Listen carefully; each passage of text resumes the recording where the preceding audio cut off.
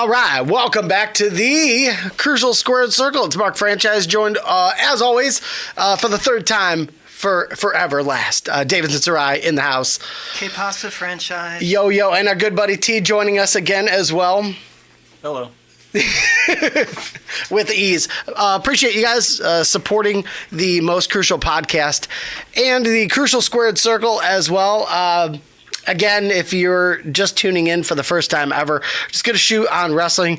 Going to go through some different topics as we go through the show and navigate and find out just who the hell we are and how we're doing this. So appreciate you guys. If you've not subscribed yet, make sure you check it out, 1049 The Edge, on our YouTube as well. You can check out other interviews we've done with the Most Crucial podcast as well as the Crucial Squared Circle. Lots of cool stuff to get into today. We're going to catch up everything that's been happening in the last couple of weeks in professional wrestling. We're also going to get into the scariest professional wrestlers of all time. Now, that could get into just scary to be in the ring with, scary to see outside of the ring for fear of your life. And we're going to get into some of the guys that we consider the scariest wrestlers of all time, too, and we'll get into some other stuff as well. I think the biggest thing that went down recently was the Saudi Arabia incident. Good Lord. Last week we talked, I think both other podcasts, we talked a little bit about the blood money situation with Vince agreeing to take Saudi Arabian money.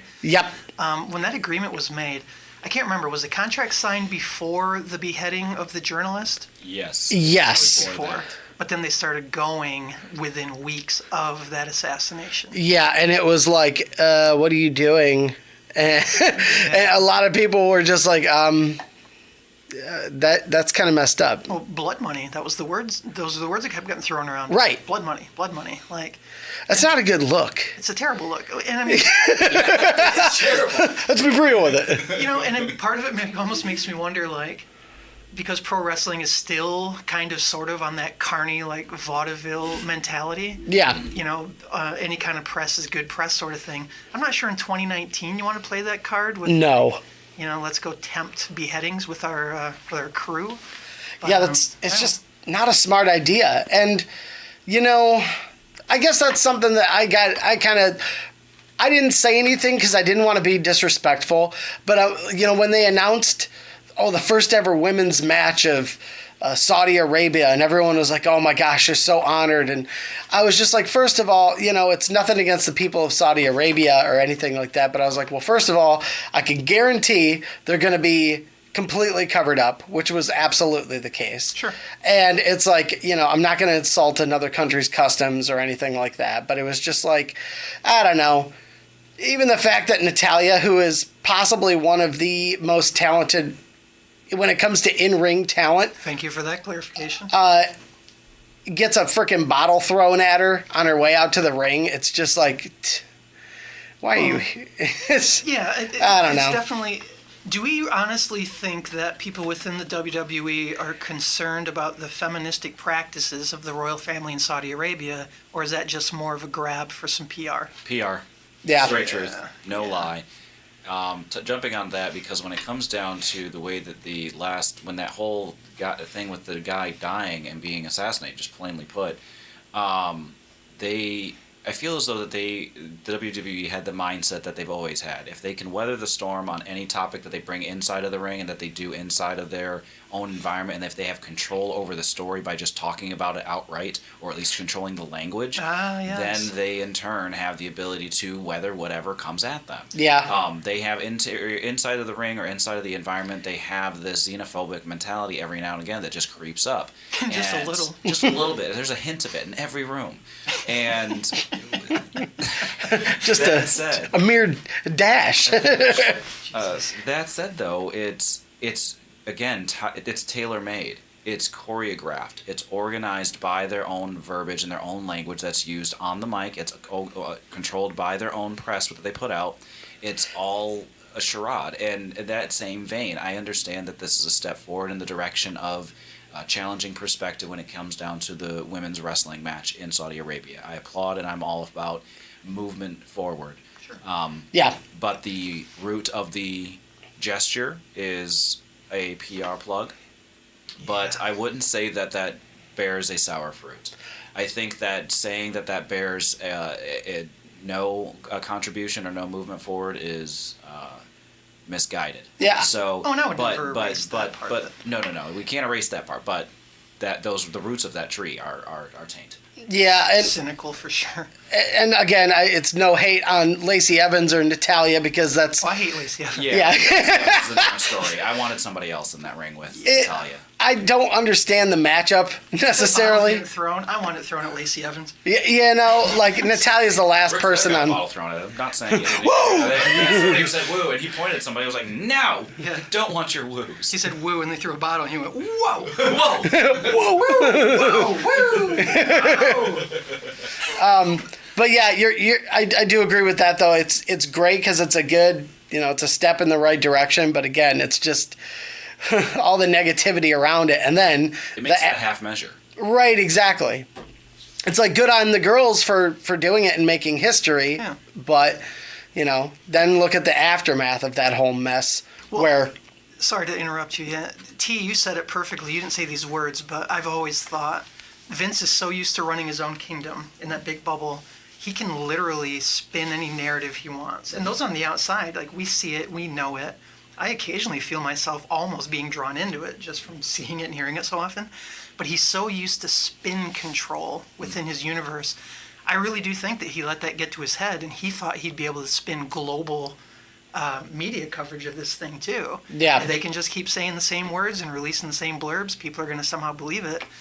I mean, this fiasco, we got to get to the actual fiasco of what happened here recently, Man. but Because no way to spin it. no, does anybody actually know what? Well, again, it's like kind of like what you said. He's going to say one thing, but there's so many reports that Saudi Arabia apparently owes Vince McMahon millions and millions of dollars. I'm talking upward to like 250 of those millions. Yeah, that number's been oscillating between like 30 mil and like 300 mil. But Yeah, and apparently there was only 3 people who were actually in the air and gone from Saudi Arabia, while all the rest of the roster who traveled seemingly were being held hostage because of the money situation, because apparently Saudi Arabia owes the WWE so much money that Vince McMahon cut the feed locally in Saudi Arabia as a way of intimidation or as leverage. And when you're dealing with Spin. when you're dealing with a foreign country, it's wise to handle personal matters delicately. Cutting the feed, so to speak, and literally, is not subtly handling it. that's a power No. play That's where you have no power. yeah. Well, because again, you're looking at it as if he's going against Ted Turner. You're going against a corporation or broadcasting, somebody else that has control or has a say. No, you're going against a country. You're going against an entity that is drastically larger than your fathoming. And not So- even just that, but a fascist community that Correct. still uses violence and death as a normal part of imposing their law. Yeah. Yeah. Yeah. And, the fact that as soon as the event was over, McMahon basically SpongeBob and I'm a head out and gets on his private jet with, I think it was him, Brock Lesnar, and Paul Heyman were the only 3. So, no, I've been following this really carefully. Okay. So he got on, there were a couple flights that went out. Now, the story that a lot of the wrestlers were pissed about was saying, why did he bail so soon? Did he know there were problems? Yeah. Since then, there have been stories released. I know Corey Graves was stamped Yeah. in this, but it's hard to tell because these are company men. Yeah. Corey said this was no different than any other show. Vince is always the first one on the plane to leave. He's the first one to appear. This is what he does. He's got to go and plan the next thing.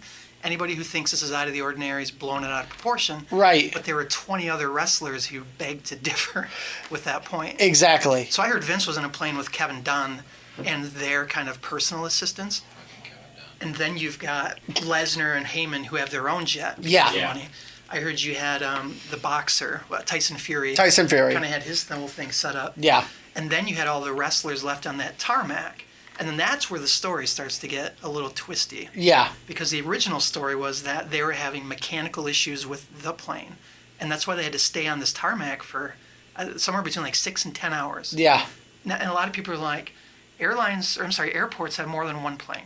So at what point do you have to stay in one like that? Why would they not transfer them? And as a $1 billion company, you would hope that your boss goes, no, get my dudes on the plane. We're getting back We now. have to go Right. back to work. Yeah, well, quite literally, because they had to they had to throw an audible for SmackDown, which ended up kind of being a blessing because it was the first decent SmackDown I've seen in forever because they had NXT, because NXT was all over it, and so we've got these wrestlers still on the tarmac trying to figure out what's going on. Almost all of them are reporting that the plane was surrounded by Saudi military police. Now, where that comes into fixing a plane, nobody knows. Right. Then there was the part where about an hour or two later, whenever, they went ahead and did get another flight to leave. And that's when they put on the quote-unquote top 20, the people that they determined they needed for SmackDown. That would have been like your Roman Reigns. And some of that top-tier talent. And so that left, the remainder of people sitting. Right. The 2019 Job Squad, apparently. And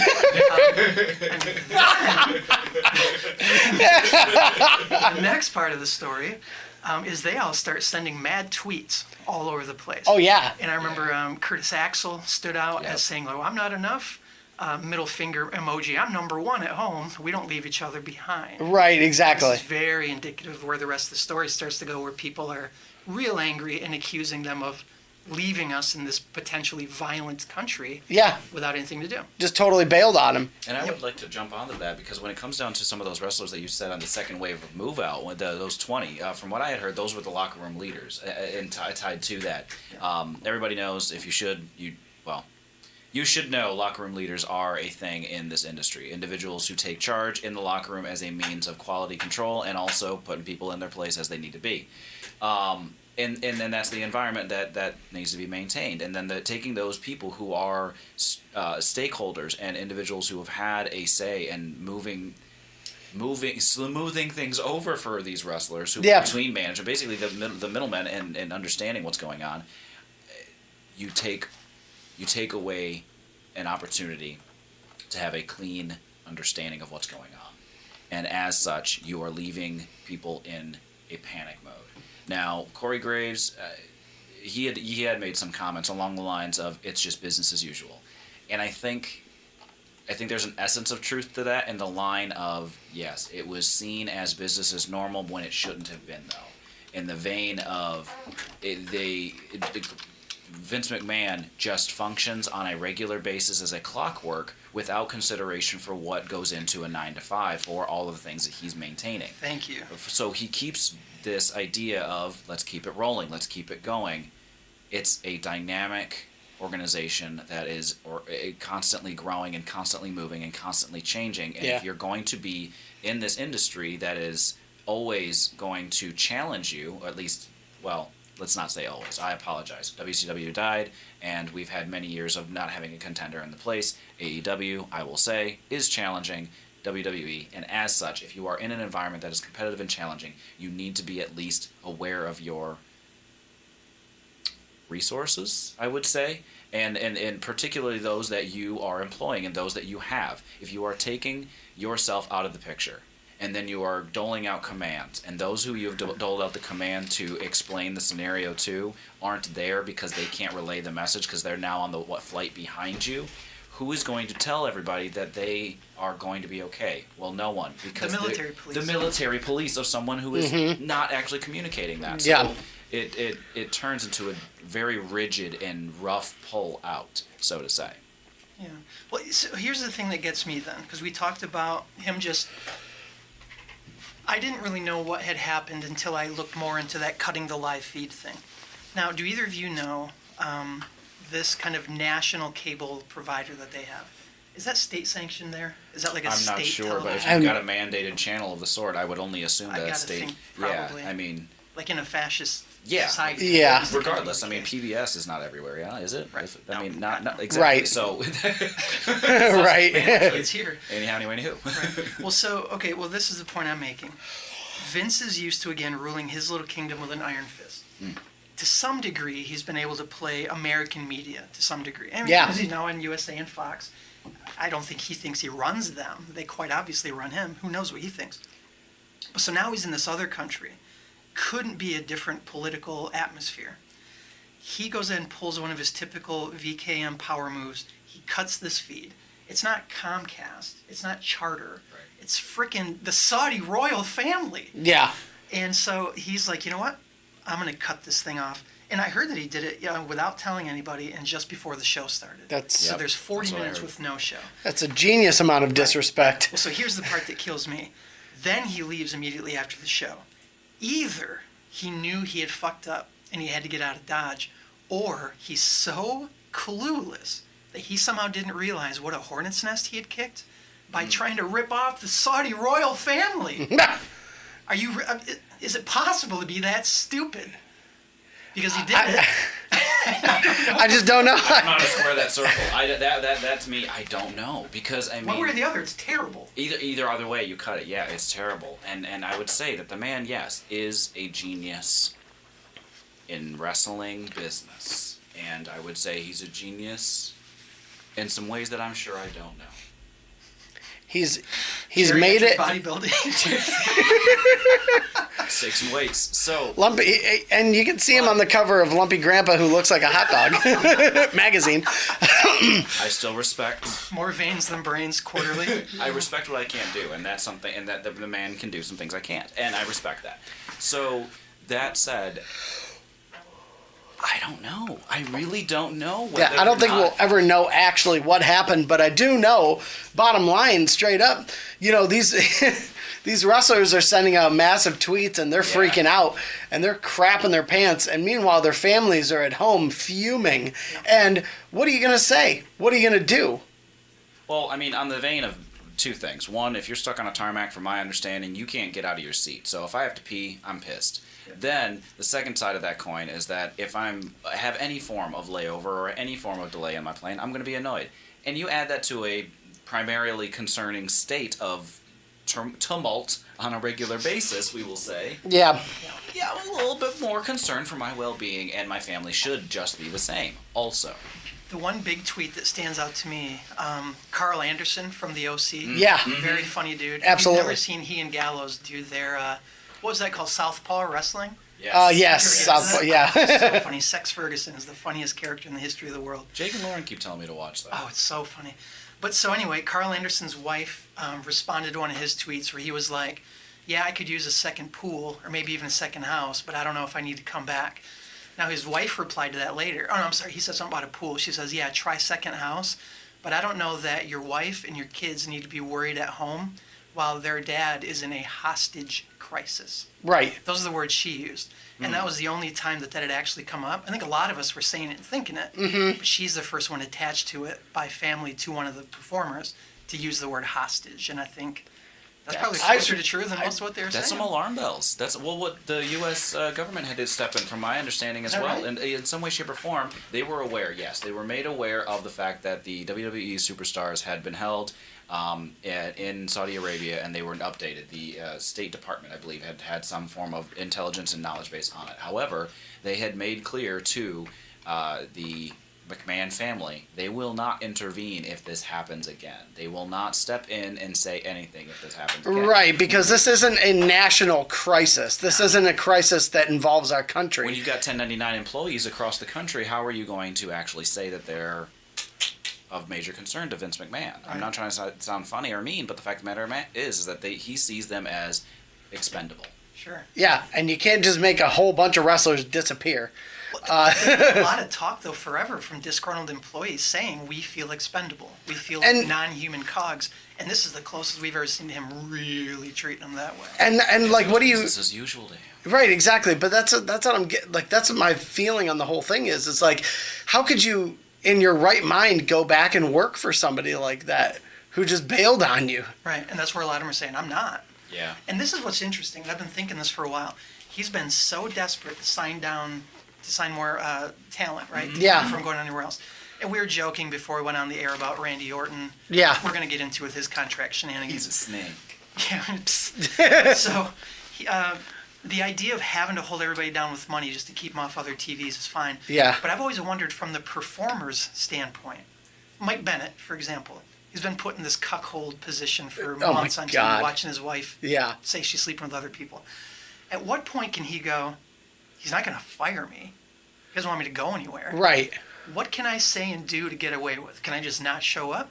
can I just start blasting his ass on Right. social media? Yeah. I'm waiting to see because we gotta be close after this mess. Like, I want to see these contracts. Yeah, push those buttons. Push that envelope. I want to see how. I want to see somebody make him fire them and see what it took. Let's And- see how AJ Styles gets pissed off. And I guess that's one of the main reasons I was bummed that Randy Orton didn't. Yeah. That he signed a new contract with WWE, because I really hate to say it. Don't get me wrong.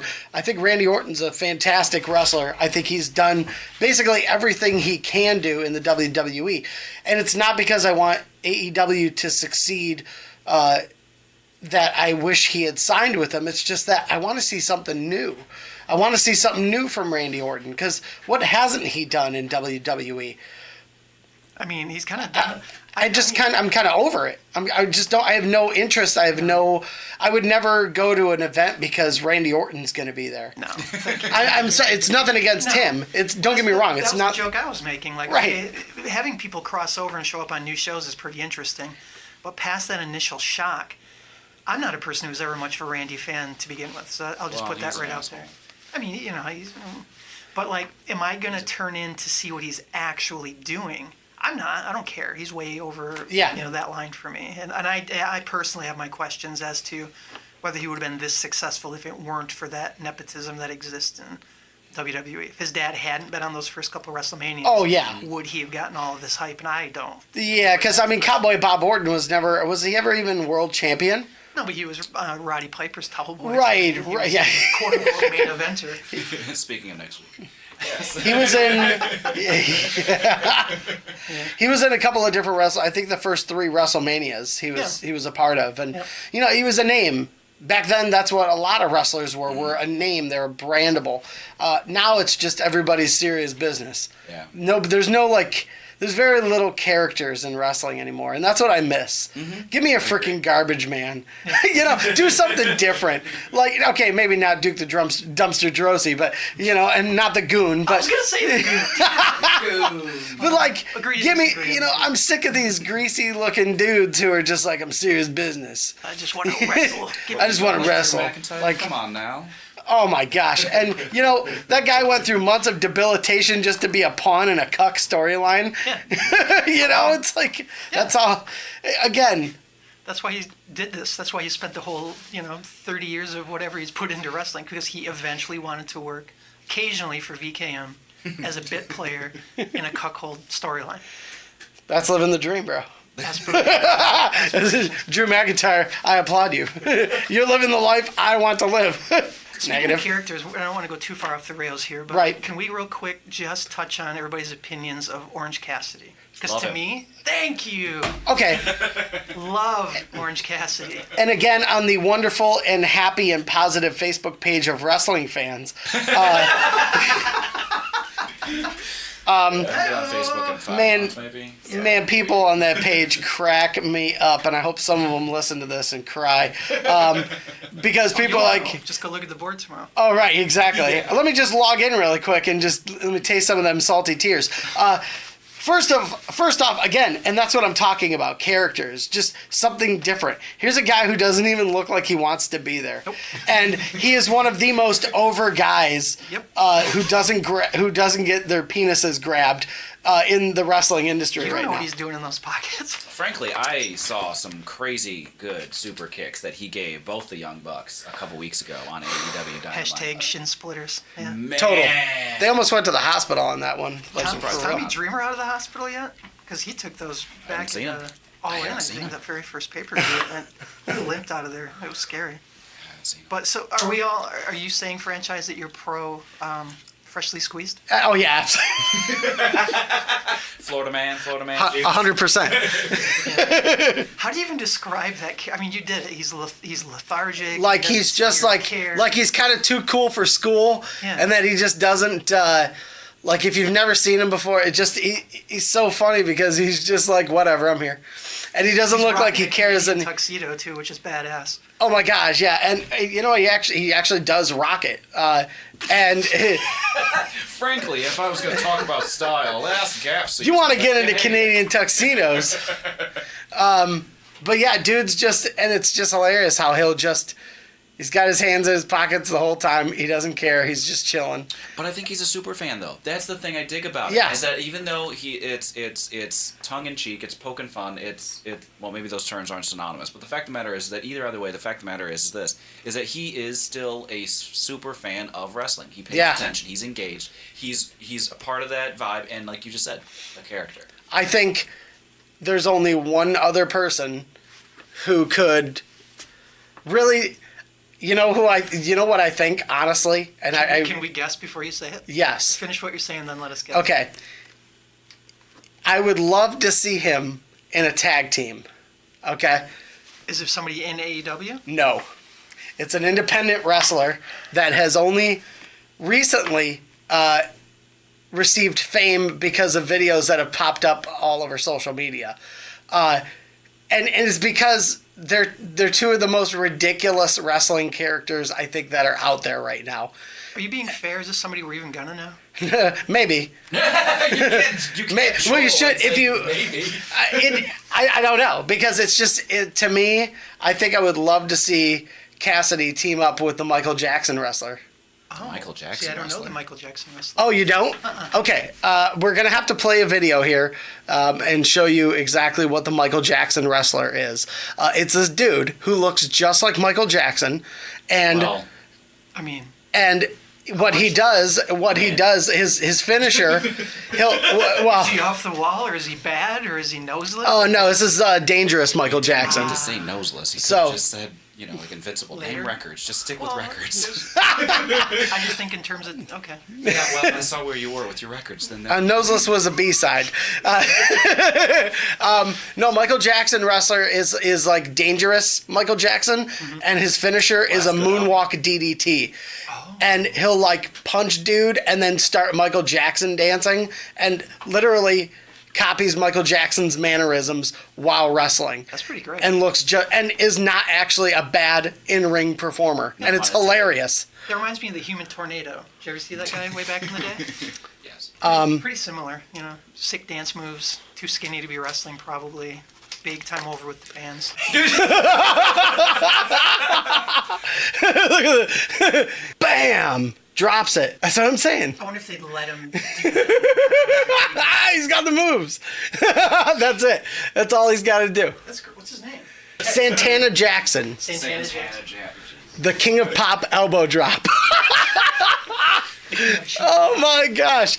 Yes, Santana Jackson and Orange Cassidy. Santana Jackson and Orange Cassidy.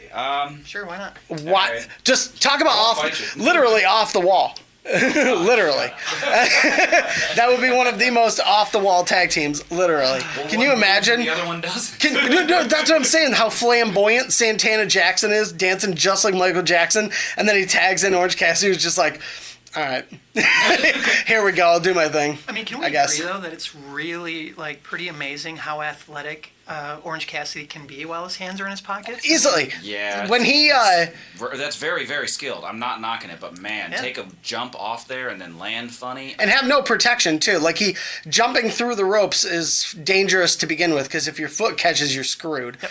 And he crushes through dudes with his hands in his pocket, rolls, squats up, gets back on his feet, rolls into the ring, and then kips up back onto his feet. Sunglasses never budge, by the way. Right?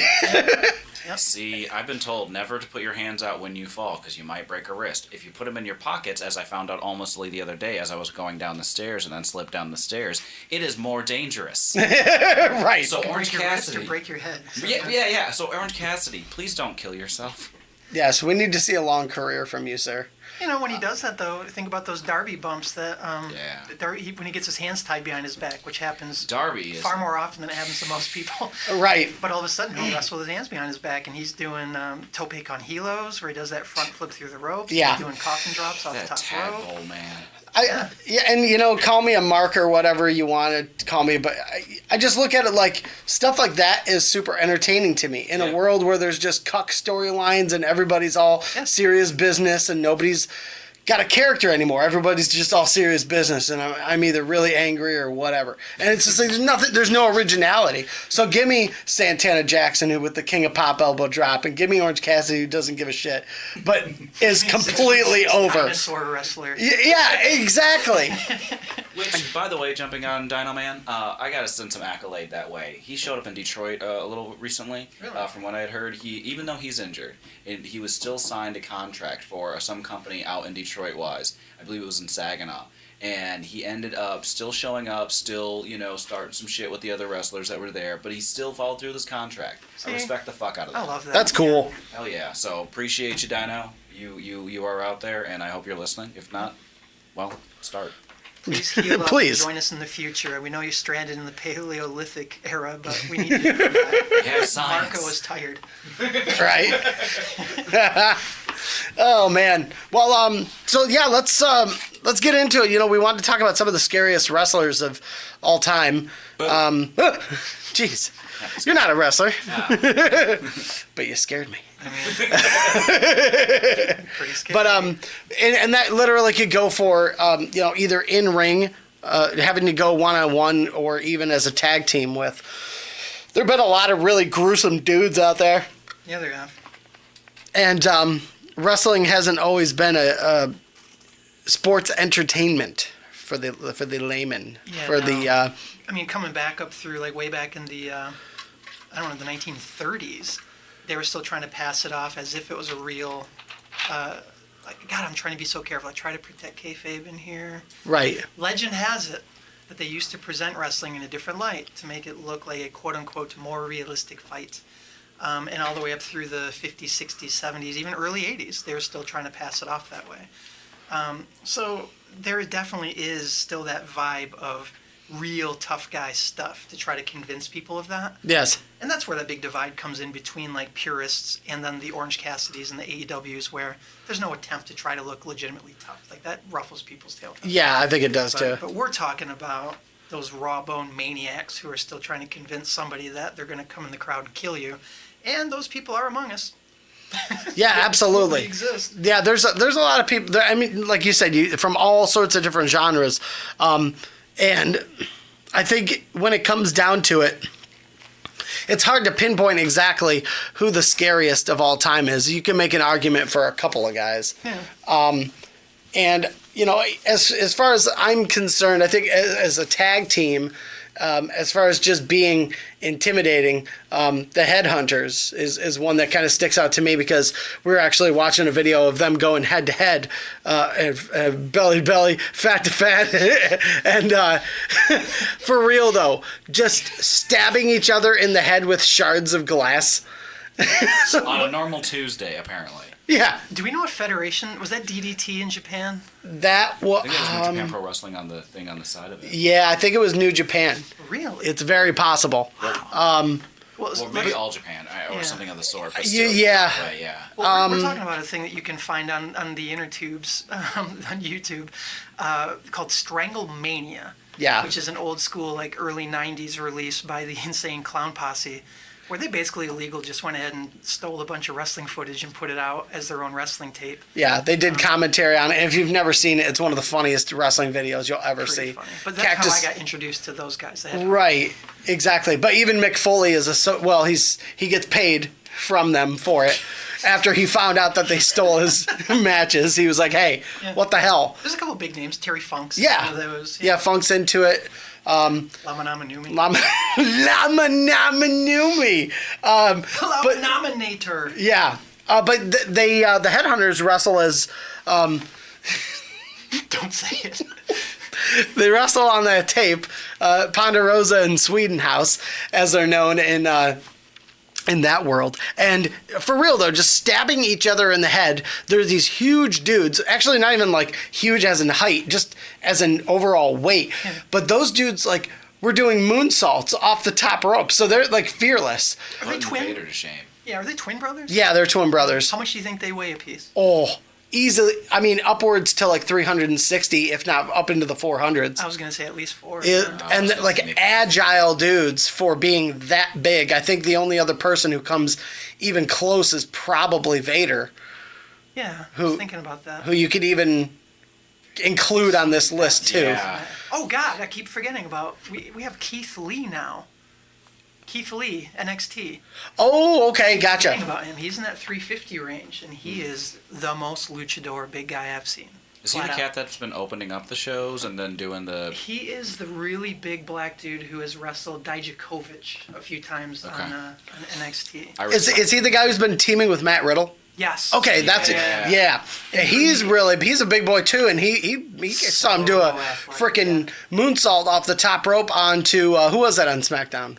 Oh God, I don't remember on SmackDown. I didn't see it on but SmackDown, but I would love to. That's one of his highlight moves, though, because of his size. Anytime he does Oh, something yeah. athletic, it's just spectacular. It's very easy to be judgmental to people when you're sitting on the couch. And you're, I could do that. No, you couldn't.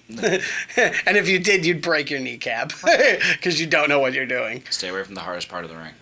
Right, exactly. Unlike AEW wrestlers. But, wrestling evolves, and so Keith Lee's doing it in 2019, but Ponderosa and Sweetinghouse were doing that in the early 90s.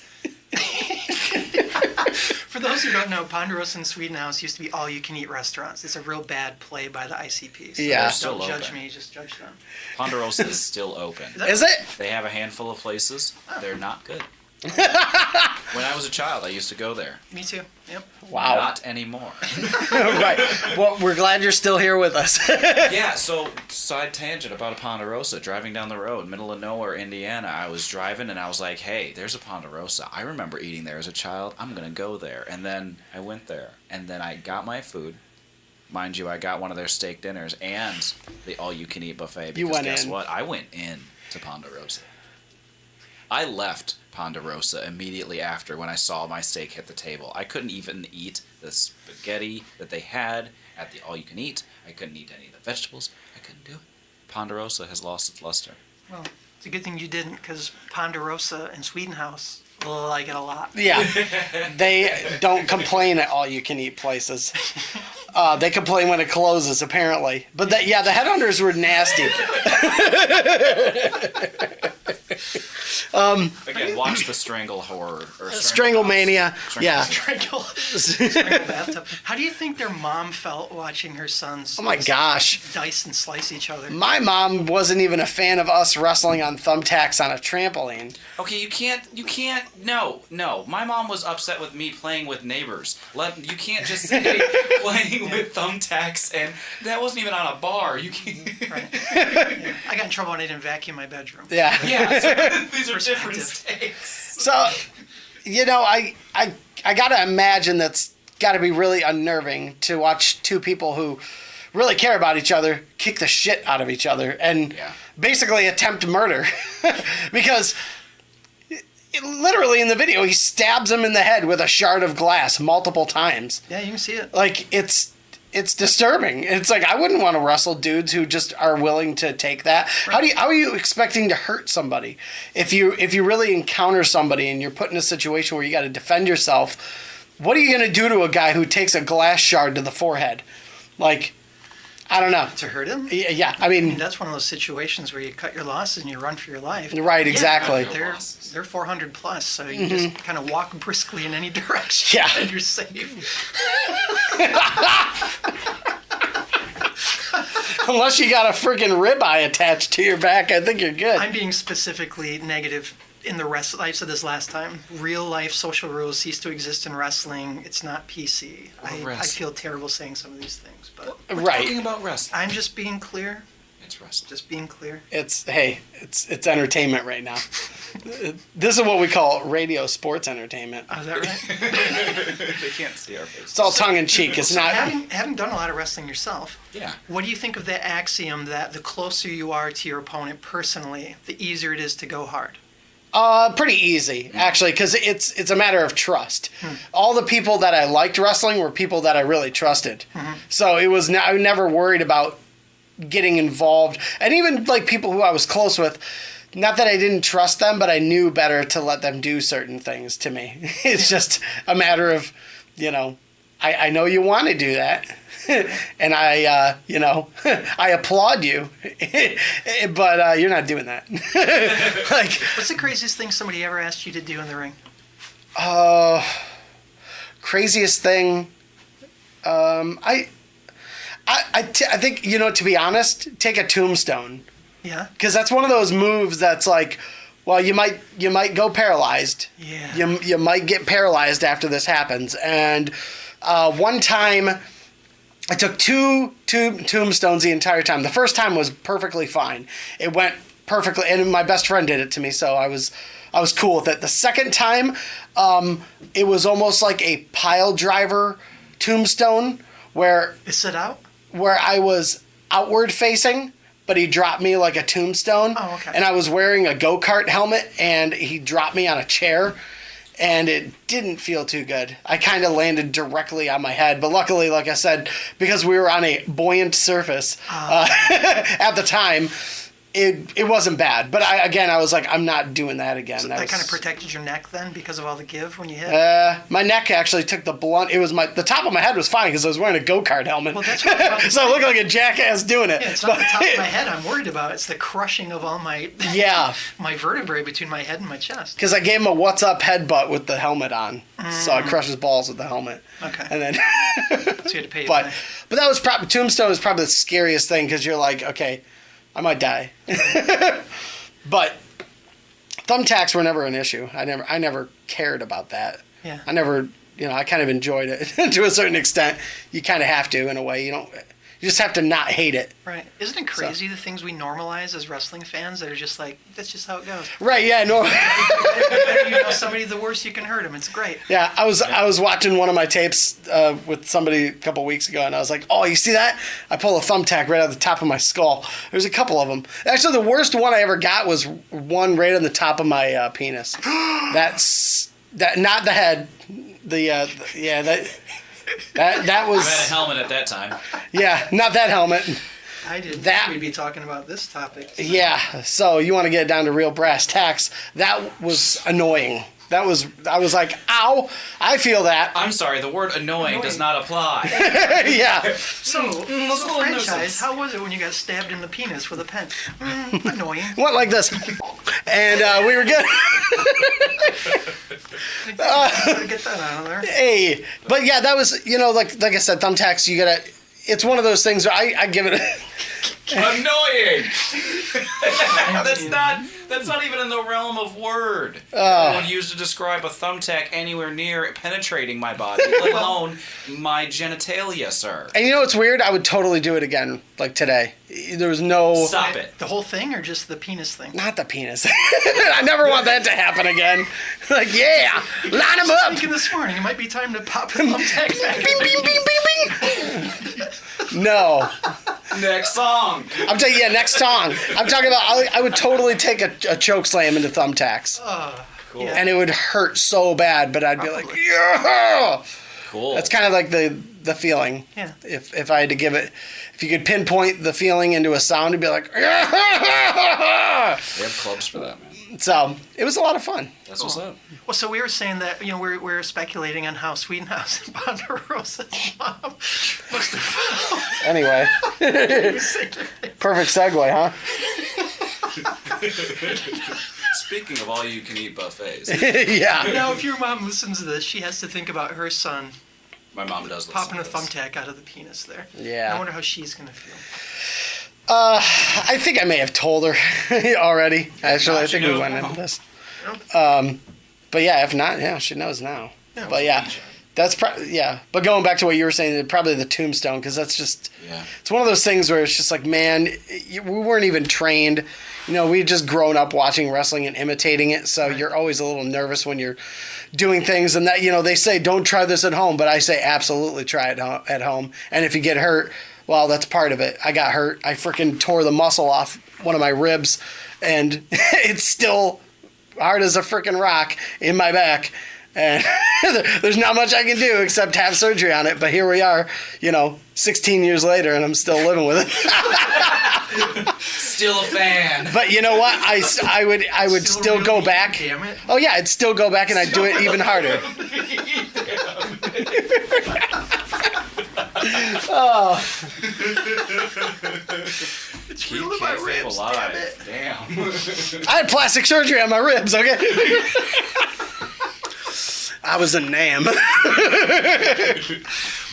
So wait, were you afraid of that pile driver though? Because I mean, was this had to have been after Owen had crushed Stone Cold's neck with a. Oh yeah, many supposed years later. Stone Cold or a tombstone.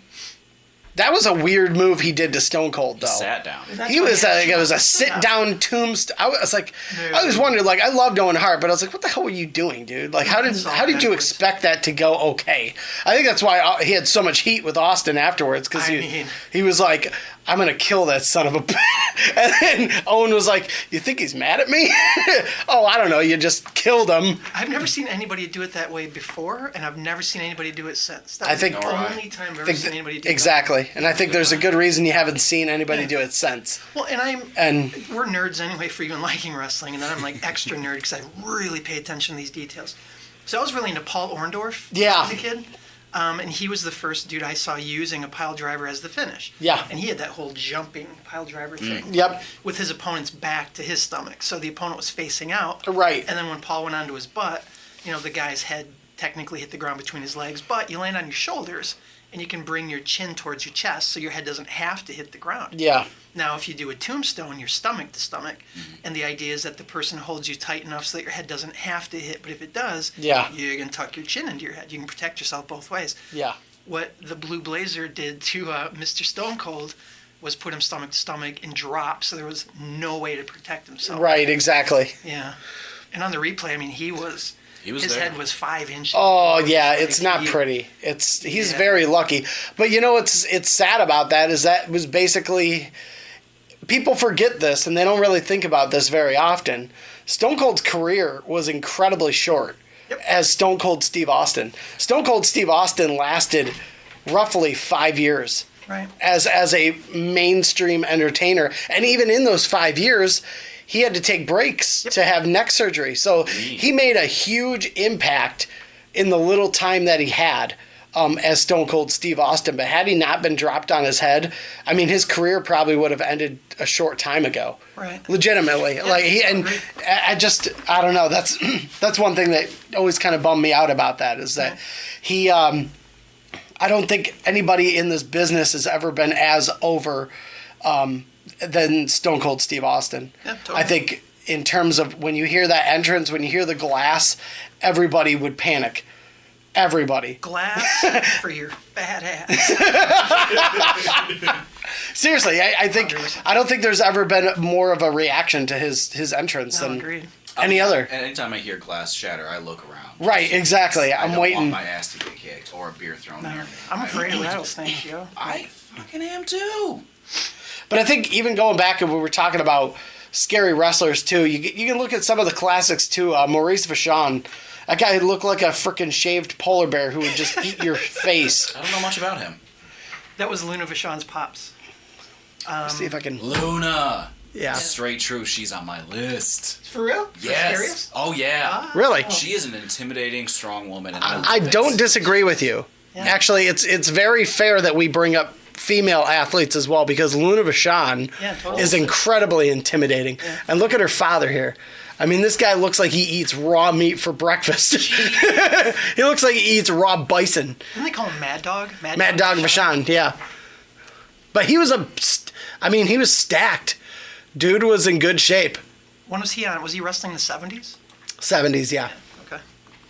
He passed away 6 years ago, unfortunately. Oh, that's too bad. But, yeah, he was a beast. Huh? Long life for a wrestler. Well, think about the wrestling style. Okay, no, that's a great point. They weren't all steroid amped, and they weren't wrestling 10 times in 7 days at that era. That was a very different time. You can make a decent living especially in the 60s and 70s being a professional wrestler. Yeah. And it was different back then.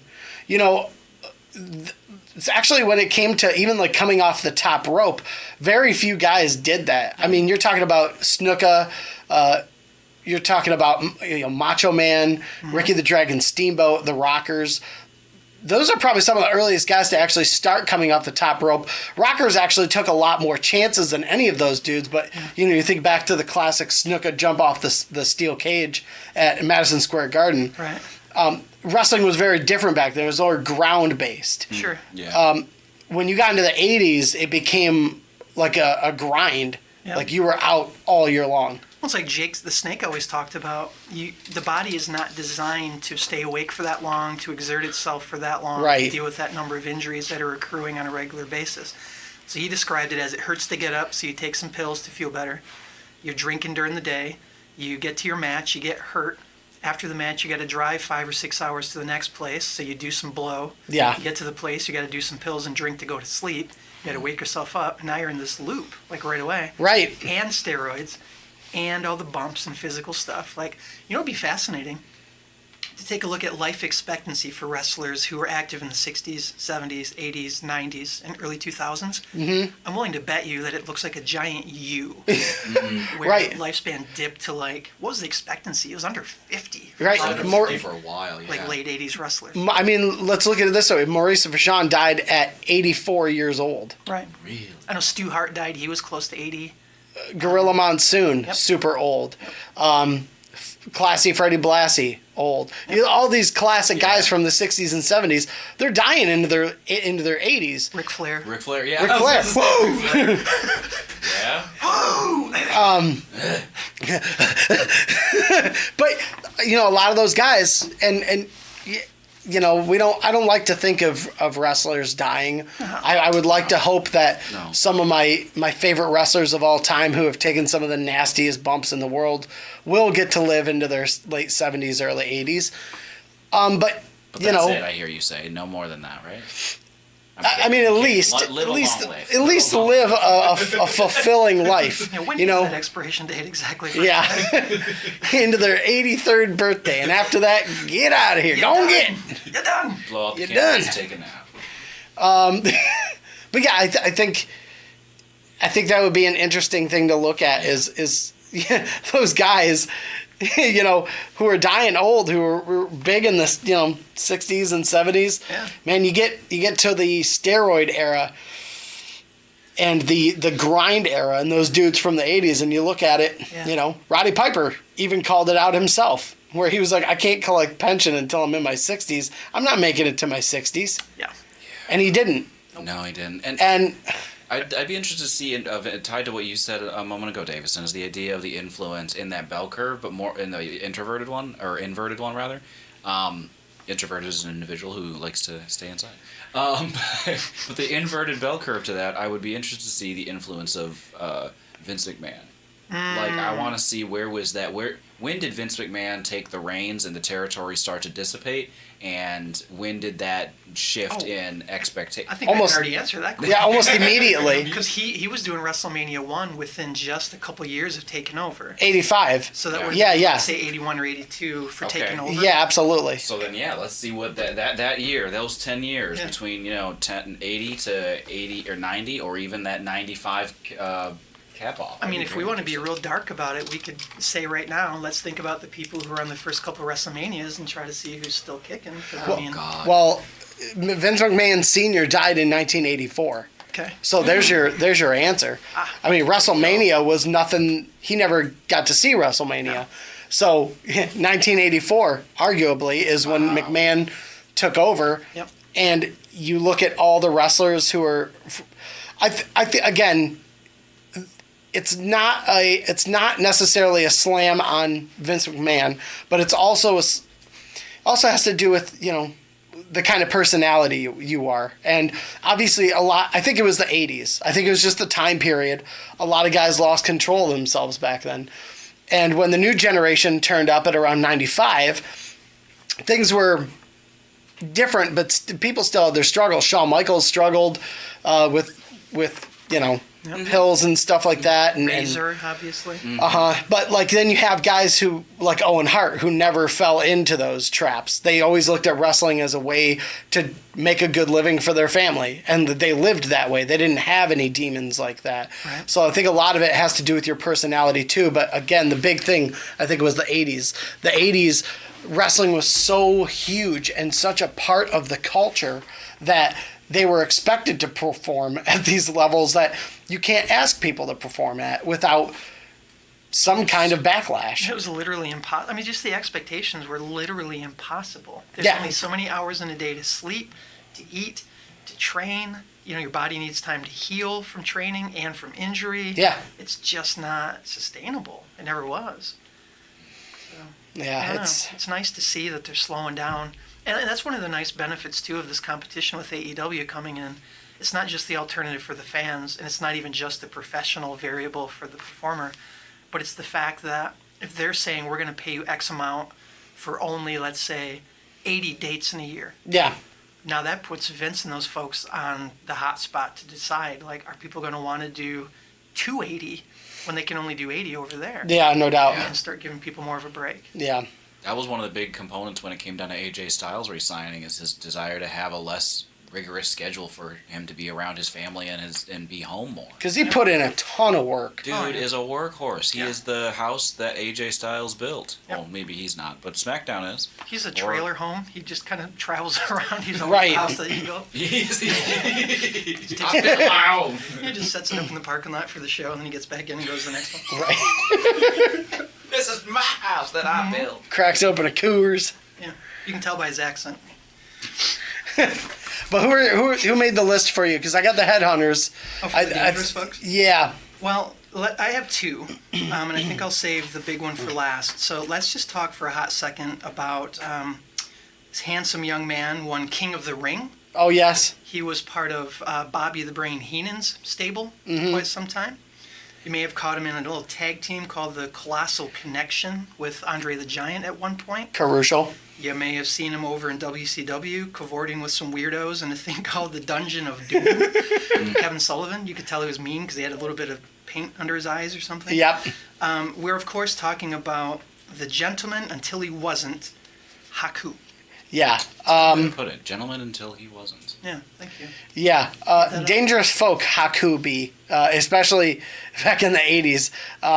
Because dude was kind of one of those wrestlers that always was met with a lot of intimidation, especially as Gorilla Monsoon and Bobby the Brain Heenan, especially with Jesse the Body Ventura too. Anytime that guy was in the ring, that was one of the things they were talking about, how tough they were. And back in the 80s, that wasn't normally a play. That was not, Well, like you said, they were playing up character and storylines, but with him, he was the storyline. Right, exactly. Be He careful. didn't have a character. He was the character. Yeah. And I was too young to know, but apparently part of that character, at least among the boys, was sheer and abject horror of rubbing Oh my God. the wrong way. Because honestly, I mean, let's just go ahead and touch on real quick the tropes of pro wrestling. And Yeah. do they traipse into racism? Absolutely, they do. Yeah. This is one of those questions of, is it a negative to focus on a positive? Island wrestlers have the hardest heads in the history of heads. Yeah. They crack coconuts with their heads. They can crack concrete with their heads. Those heads are indestructible. Let's just get that right out of the way. Yeah. Wrestling science. Can't, Right. can't break an island head. No. Like Fact. Steiner math. You can't beat Steiner math. That's correct. And here's how you know. Because the more you hit it on a top turnbuckle, the stronger they become. Right. You look at the Wild Samoans too. You could even throw them into the mix. Yeah. They presented themselves in a way that was incredibly intimidating, where you honestly believed that they were crazy. Yep. And how do you defeat somebody who's clinically insane? That's how they were portrayed. They were Wild Samoans. They were. Well, this is where it comes into the touchy stuff, because really they're portrayed as savages. Right, exactly. Yeah, that's where we step into stereotyping. As a kid who is naive to that, I'm not thinking of them in a racial sense. I'm thinking of them as, well, I'm not like, well, what country are they? Oh, they're natives. They're crazy. I didn't think like that when I was a kid. I was just like, Jesus, these guys are insane. Right. It had nothing, race never came into it at Just any the point. insanity level. Yeah, just the insanity, the intimidation level. I was like, man, these natives are crazy. Didn't I they wonder. just, eat raw fish and shit? Like, just hit each other with these big-ass raw fish? I can't even remember. It's just messy. It's just a wild. lot of that stuff too gets lost to time because of Cough button. Sorry. I don't even know if it works. Because a lot of that stuff happened on like WWE Superstars and stuff. yeah, That was like cool. the televised stuff. But yeah, Haku is super intimidating in and outside the ring. Yeah. And he's one of those guys where, I mean, he has such a huge reputation. Aside from King of the Ring, like, I know he was a tag team champion with Andre. Yeah. even like when he was in WCW, NWA, did he hold any singles titles that anybody can remember? Not I don't that I remember can any. think of. Not that I can think of. But the strength of that man, that's the thing that I will echo with you, is that, he was a gentleman through and through. Don't cross him. He'll handle his own. I mean, and then some. So if you're not a historian like the three of us, I would highly recommend jumping on the YouTube and just looking up Haku stories. Yeah. You'll get 10 minutes, 20 minutes of pro wrestlers, past, current, present, whatever, talking about the scariest things they've ever seen a human being do. Mm-hmm. You know, and like you said, going from peace-loving and quiet to just committing these atrocious acts. Right. There are two that stick out to me, and I'm sure you've heard others. One that I just heard more recently, and it was corroborated by several wrestlers, is that, again, these stories always seem to take place in a restaurant or a bar. Yeah. Or, a bar with food in it, so either way he's at a bar. And basically, people seeing him as I'm sorry to bring it in again, but they said it, when they're in more country areas, a bunch of white folks would see this dude. Yeah. And there were times that the other wrestlers were accused of having a black person with them, which is already screwy. Yeah. Like, well, he's not even black, so whatever. Right. But so the story I'm thinking of is that people were like, yo, leave him alone. Just leave him alone. Yeah. And these people kept like going over and poking at him, so finally they went right to his table. And this is the night I heard that he reached into one of these men's mouths with his bare hand. My God. And he grabbed his bottom teeth. Yep. All four of them, by putting his thumb either in his mouth or on the outside of his lip and just popping his teeth out like he was opening a can of Pepsi. Oh. Yup.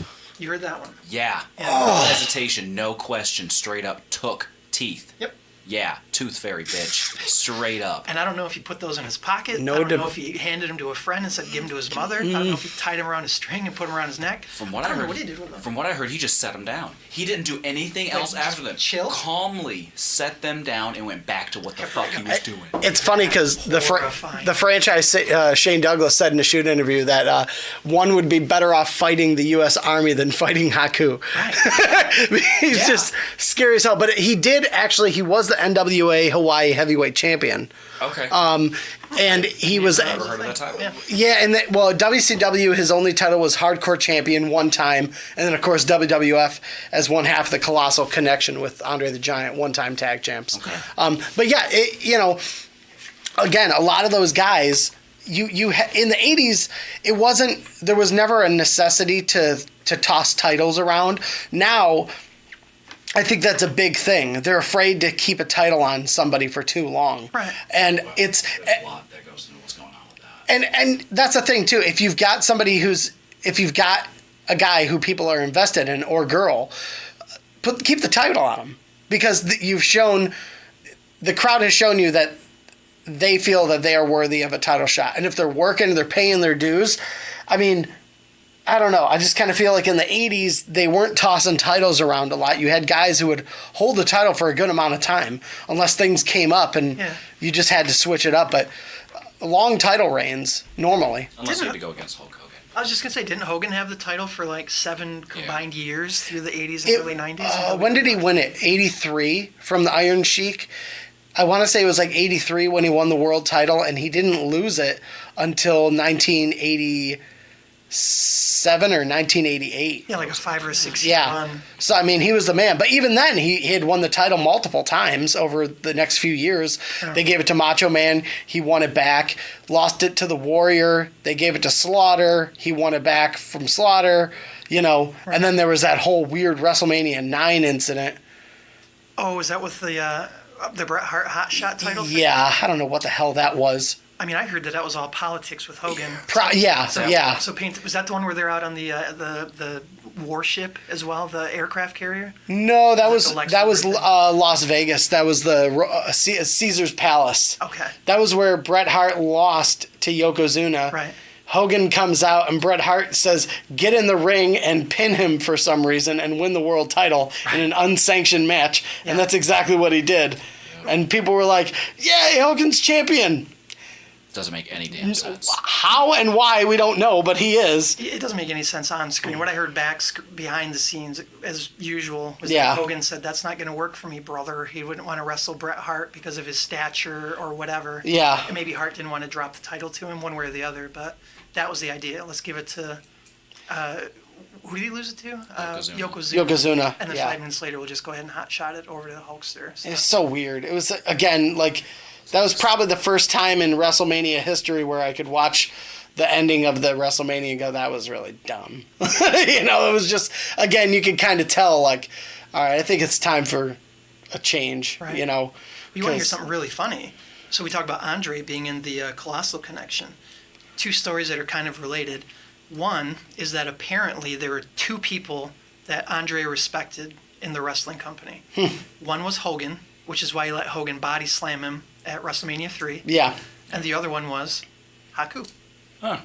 That's very interesting. That is very interesting. But, and I think that says a lot, too, I've been hearing stories and stories and stories about, even though everybody don't fuck with Haku and they don't mess with him or anything along those lines, they still respect the fuck out of him because he's a workhorse. He takes care of business in the ring. He's one of those folks that follows through on commitments. And the other side of that same coin is, don't push his buttons because he knows how to handle himself. Right. And I'd be interested with Haku. You had mentioned that he had won the Hawaiian title with NWA, and then you had also mentioned that he had won a tag team at some point in time. Yeah. When he was with Andre the Giant. Yep. I'd be interested in hearing. I think it was Jake the Snake Roberts who had said something along those lines, where he was like, if it was similar to what you had said a moment ago, Davison, about if it was a Haku or the Army, Haku's gonna win. It was, I'm not fucking with Haku. If he came at me, I'm running away. Right, exactly. Those lines. Yep. 'Cause, yeah, respect that man, respect what he does. I ain't gonna fuck with him. There was guys who were just big and intimidating. Like he won the NCWA tag team, the North Carolina Wrestling Association. He won their tag team championships with the Barbarian, who was another big dude. And even in an event we were talking about before, Royal Rumble 1992, in the thick of the event, Bobby the Brain Heenan is like, Gorilla Monsoon brings up, he's like, they're going through the wrestlers who could possibly win the title. And Gorilla goes, and the Barbarian's still in there. He's got a good shot at it. He's a mean guy. And Heenan goes, of course he's a mean guy. I know he's a mean guy. I managed him. He barely even liked me then. And when he said that, you could sense a real level of truth because of the way these guys were portrayed back then. Yeah. Right. It wasn't, like I said, to me, it wasn't a nationality thing. It was more of like a character thing. That was the time of the character. And everything about them was believable because you think about it, think about their lifestyle. Hell yeah, they're tough. Look at what they do for a living. Yeah. And he says even he's Bobby the Brain Heenan. I can't remember exactly what he refers to him then, but he's like, what do you think this guy is on his off days? Yeah. He's like, he's a tough guy. He's like, he's not some pushover on his days off. He's mean, Yeah. and that's how you got through. That's how you got through back then. We keep using the word respect. Everybody respected him. Let's just be honest. Everybody feared Haku. Let's Yeah. just go Yeah, right to fear what and it was. respect. Yeah. And here's the thing. When he worked for WCW, and this would have been right up until about the time they were closing. So he was there all the way through that Russo era too, like Yeah. late 90s, early 2000s. Yeah. He wasn't doing anything at that time. No. He was basically a glorified jobber, which is wild to say. But what I heard recently, this is hilarious. The reason he was always with the company is even when they ran out of ideas for him, Bischoff can be quoted on 83 Weeks as saying, nobody was stupid enough to go tell him he was fired. Oh yeah. So it wasn't just on the camera. Behind the scenes, they're like, who's going to, how much does he make? Just keep paying him, whatever. Just keep paying him. Oh my gosh. So yeah, that is as legit as it gets. And so, we talked about the teeth story, yanking teeth out. Yeah. The other real famous one that a lot of people have heard, as far as I know, started the same way. T, do you know? Bar, I think, with the rest of the boys. And somebody got in his face, and he decided he was going to bite this man's nose off. Good Lord. Yeah. And he did. He just ripped it right off his face. I don't know if he spit it at him. I heard he might have handed it to one of his friends. Or no, sorry. It was the cops came in asking him what had happened. And he said, yeah, I bit it off. It's right there. And so they took it to the hospital to go put it back on. Yeah. Oh my gosh. I can't swear the validity of that, but this is the story. You hit a point where you're just like, yeah, here it is. Yeah. Yeah. You got me. You got me. Stick it back on. He's probably the ultimate tough guy, and I imagine your number one pick is Well, who I think it is when it comes to just pure brutality and scariness. Bushwhackers. It's the Bushwhackers. No doubt, the heavenly bodies. You know they won a hardcore title. Wait, pause. Speaking of Haku, who did he win the hardcore title from when he was with WCW? That's an interesting question that I don't have an answer to. That's but right. but like Davison was mentioning, it's probably that was terrible though. because WCW didn't have a hardcore title until quite late in their run because they were kind of like they're in panic mode and they're like hardcore title. And it's like no, that doesn't work. It was very much like the 24/7. It was like a C-list. Yeah. At that point. So probably some random, to be honest. So probably somebody who had no business holding what would be considered a hardcore title. Yeah. Probably like Steven Wright or something, or Disco Inferno. Oh. God, don't get me started on. So I mean, I'm talking about one half of the the Gangstas who I talked about last Oh, week really? on the tag team episode. Yeah, I'm talking about New Jack, young man from ECW. That's surprising because I felt like New Jack may be on your list. I didn't know he would be number one though, but I can totally understand Well, why. I'm not ranking them, but he's like my favorite guy to talk about. Oh, no doubt. Just because he's such a bizarre case. Yeah, I'm going to lean on that with the other side of that coin of what you said a moment ago. When you said respect for Haku, as to being echoed in this room, and saying that's fear, those things are. I would say that in that instance, those are synonymous. Those are working together. Those are two hands that are shaking. I don't know if there's a lot of respect for New Jack. Now, I'm not saying I don't, because he will find me. You don't say that. I didn't say that. I'm just saying I that respect the hell out of that man.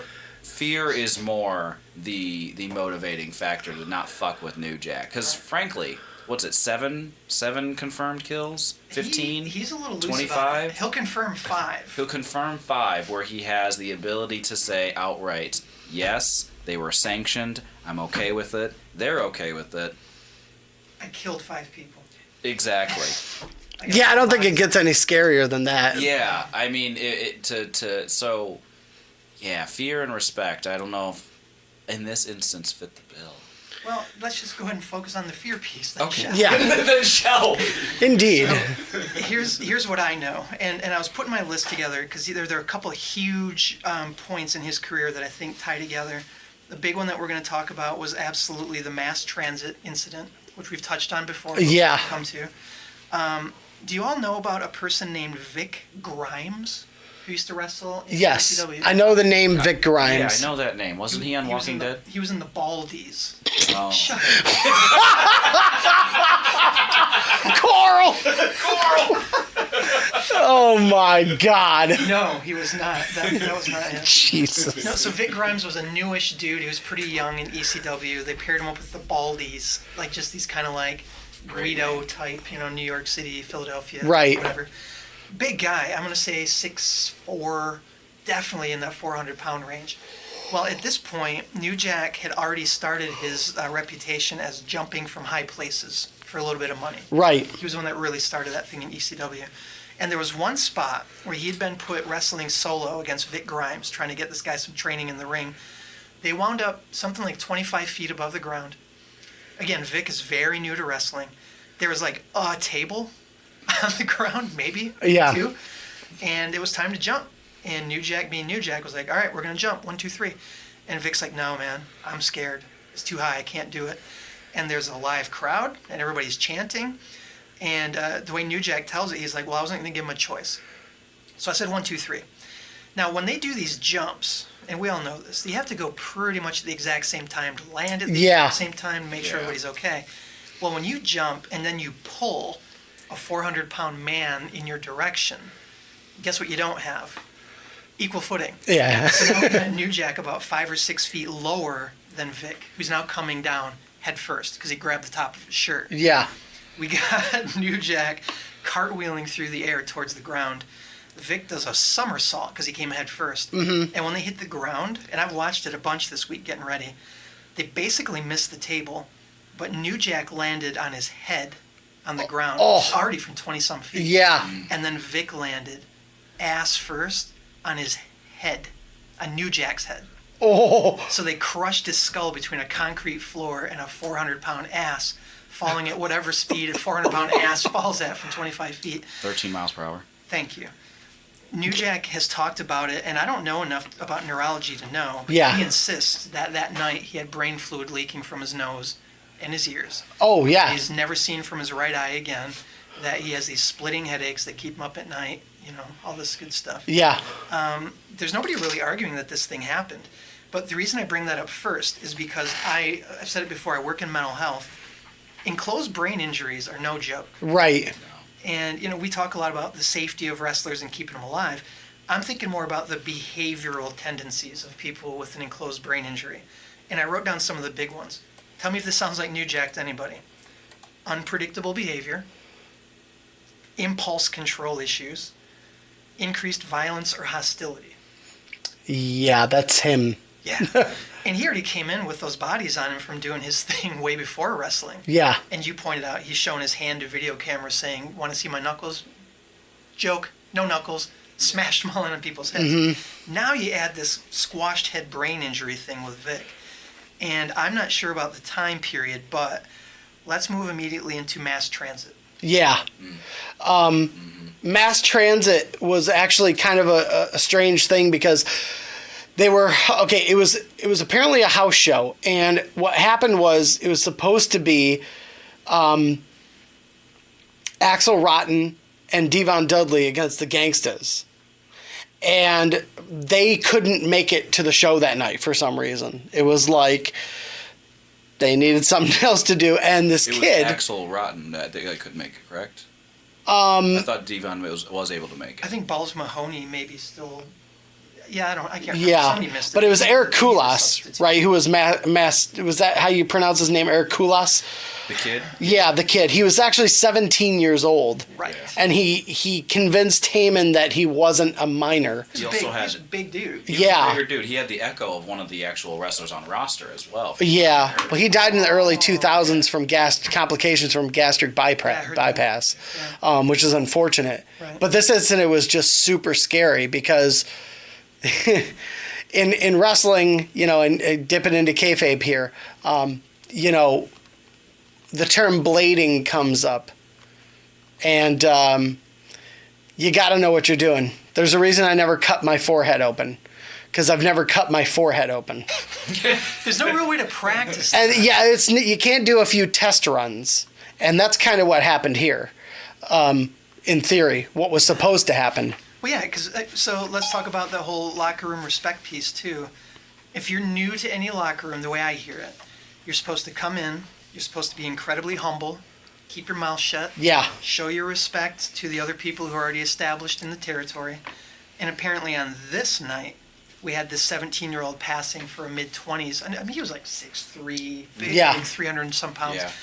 who came in and started saying, "Here's some spots I want to do in the match. I got people in the crowd, so I want to get like a heat spot and Yeah. get some moves in." And he's doing this with New Jack, by the way, telling New Jack how their match is going to go. And then he says, "I'd like to get a little bit of color. I don't know how to do it. Would you be willing?" And color means blood. "Would Yeah. you be willing to help me out?" And what I hear is that New Jack was listening to him flap his gums the whole time, was building the grudge. And then basically this kid says to him, "Mr. New Jack, would you like to stab me?" And he's like, "You're damn right I would like to stab you. Right. I will help you." And then here comes the story. Yeah, so he goes to cut this kid open, and he does it wrong, and that leads to almost That's the part that becomes under question as to whether or not it was done wrong or intentional. right. He And says he did it intentionally. Right. He Well, does say he did it you- intentionally. well, you look at the facts too, and you know, maybe this could be contributed to the fact that they're in the ring. They're putting on a performance, so he's not going to break character. No. One, because he's New Jack. Two, because it's ECW. Three, because it's not the right thing to do. And he ends up puncturing this kid to the point where he almost bleeds out completely. And it gets so crazy that apparently, like you said, he had family in there. Well, his dad was in there, and he was His dad's screaming Yeah. for the audio. He's like, ring the fucking bell. He's 17. Yeah. You know, it's over. And New Jack grabs the microphone and says, I don't care if the motherfucker dies. He's white. I don't like white people. Yep. I don't like people from Boston. Yep. I'm the wrong expletive deleted to F with. Well, Yeah. here's the detail I heard, though. So the question of whether it was done incorrectly or intentionally. You know, I think we talked last time on New Jack likes kind of blowing up his own. Oh, no doubt. a little Yeah. bit. But so traditionally, I think with blading, they would take those old school, like, double-sided razor blades. Yeah. Break it in half so you could have, like, a safe side to hold. and then Yeah, no you could doubt. On one side. And then I even saw where they would tape it a lot, so there's Yep. just a little corner showing.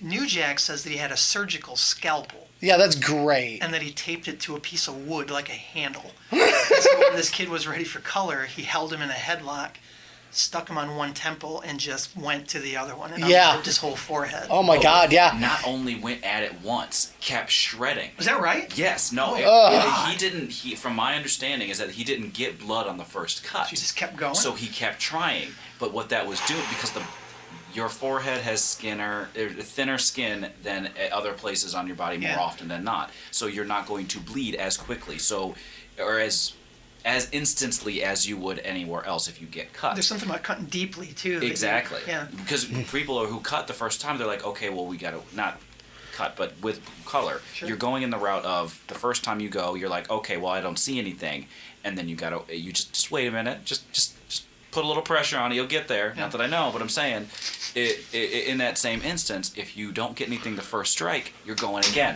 However, New Jack knows this shit. Yep. Okay.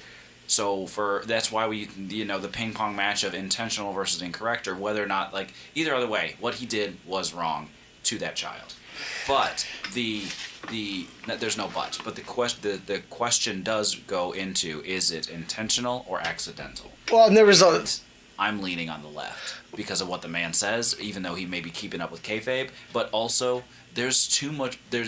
There's a derision of excitement and enjoyment in his eyes Oh, yeah. that you can see. And if it was seeing that multiple lacerations, the repeat attempt, dude tried to make some color more. All right? Again, and I'm not saying that I'm in favor of people getting hurt, but I've never stepped inside of a bull ring Nope. with a bull. Yeah. And I can honestly say I've never been gored by a bull. And one of the main reasons I've never been gored by a bull is I've never gotten into a bull ring. Yeah. And, it was like 3 years later he was charged with assault and battery, and he never got charged because the court determined, well, regardless of whether he did this on purpose or not, this kid is still responsible for his actions. He lied to the owner of this company to get in. And, They came after him in a civil suit as well, the family did. yeah. And I think he may have died during the civil suit because he died from those Huh. complications of his stomach surgery. Yeah. Died young. Uh-huh. And I'm back and forth on it too. Like, if I just put it in a vacuum and I don't think about his age, and I just think about, like you said, this is, especially as an ECW fan, you know who New Right. Jack is. Yeah. What are you thinking about? Yeah, and Rob Van Dam, I listened to an interview of him talking about it a couple months ago, and he was along this, or it was a couple years ago, but I listened to the interview a couple months ago, and he made the comment like, "You're in a squared circle. I'm not saying anything goes, but I'm saying you walked into it's just what Franchise said a second ago. You walked into this environment with a well-opened eye. Yeah, if you go into an ECW event as a fan, there's a good chance you might get involved in some fashion, but there is an extremely good chance that you will not get your head slit open. You got a better chance of not getting stabbed by New Jack if you don't get in the ring with a New Jack. It's simple as that, and Especially it's if you're calling spots ahead of time. You're walking into the room. oh yeah, Regardless of whether or not you're going against New Jack or Miz, you're still walking into an environment against a veteran, and you're making commands out of a veteran. And a violent veteran. Are you talking about the Miz? Oh yeah, Miz, Oh, yeah. Hardcore. He's hardcore.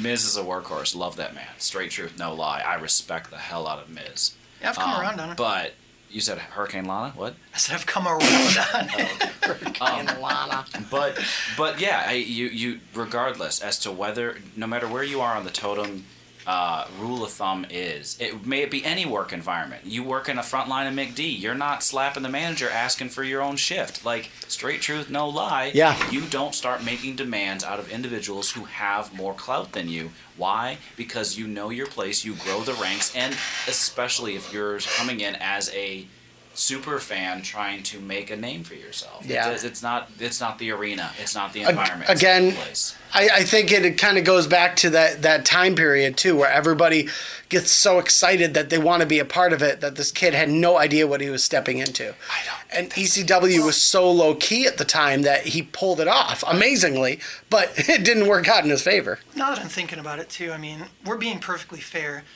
Now I'm thinking about the 17-year-old aspect. So yeah, he watched ECW. Yeah, he knew who New Jack was. Maybe I'll give him a little bit of leeway of saying he was 17. You know, you're a little bit more cocksure. You're a little bit more like... And I could see that driving that decision, but it was a terrible decision. But Yeah, it Dad didn't was work on out for board. him. Dad, from what I had heard, was on board, and that's why they also had the echo of the other employee of ECW. Well, they even went on Inside Edition later on, acting like he was a victim of assault and battery, and that he had no idea what he was walking into. And it was just like, you had enough guys in the locker room who were like, bullshit. He knew exactly what he was getting into, and he was asking for it. Right. Literally asking for it, not just figuratively. And they made him reminds look... me of like that Stephen King movie, Needful Things. Oh, yeah? You go in and say, hey, I need $20. Like, no problem. And he kills your mom and you get $20 in your life insurance or whatever. Like, okay, I want a little color. No problem. I got you. It's going to take the top of your head off. You're going to bleed. Right. Brendan Fraser had a movie about that. What's that? Brendan Fraser had a movie about that. And you got so many wishes from the devil. I think it was Elizabeth Hurley. Oh, yeah, I know what you're talking about. Yeah, good Yeah. movie. Yeah. That's not true. Elizabeth Hurley. I mean, It's fine. Yeah. It's no one seen. I think I remember the cover. I can't remember the name of it, but sadly. I'm Bedazzled? Bejeweled. it might have been Bamboozled? So we were talking about the fact that anybody in the ECW arena knows damn well who New Jack is and what he's about. Yeah. Have either of you heard about an old man wrestler from a very small local company somewhere by the name of Gypsy Joe? No. Neither of you. No. Wow. Okay. So let me paint this picture for you. I got to assume this is years after ECW had closed. Uh-huh. And I wasn't paying attention to the indies at the time, but I'm hearing that New Jack was still very busy, just kind of scooting around doing indies here and there. Yeah. I was shocked at the tiny stature of some of the shows he would do. And that makes me wonder if other people are just afraid to book him. Mm-hmm. But this particular video, and you can find it on YouTube, and I'm going to warn you, it is hard to watch. It must have been somewhere Appalachian, and again, I'm just going to call it as I see it. Yeah. If there were 74 people in the room, there might have been 73 teeth. There was a ring and what appeared to be, 2 generations of what bloodline of people, yelling at the ring. New Jack is in the ring first, which means that they had a local celebrity type coming out second. Yeah. Music hits, and here comes this old man. I gotta think he was close to 60. He was kind of doing a bushwhacker walk with the pumping arms thing. Similar physique. Had a mean skull head going on. Like, he was not an attractive gentleman. Oh, yeah. Nothing athletic about him. You got a video up? No, I'm taking a look at him right now as you're speaking about him, and actually I'm surprised. A lot of titles. Let's just pause from the for a second. NWA. You just described an ugly man, and all you did was like, yeah, look at him. Oh, He had a lot of titles. Yeah, a lot of NWA titles. Yeah, it's pretty wild. I mean, maybe that just goes to show how old he was then when this happened. Yeah. He didn't Gypsy look Joe. anything to me. Is he ugly? Rest in peace.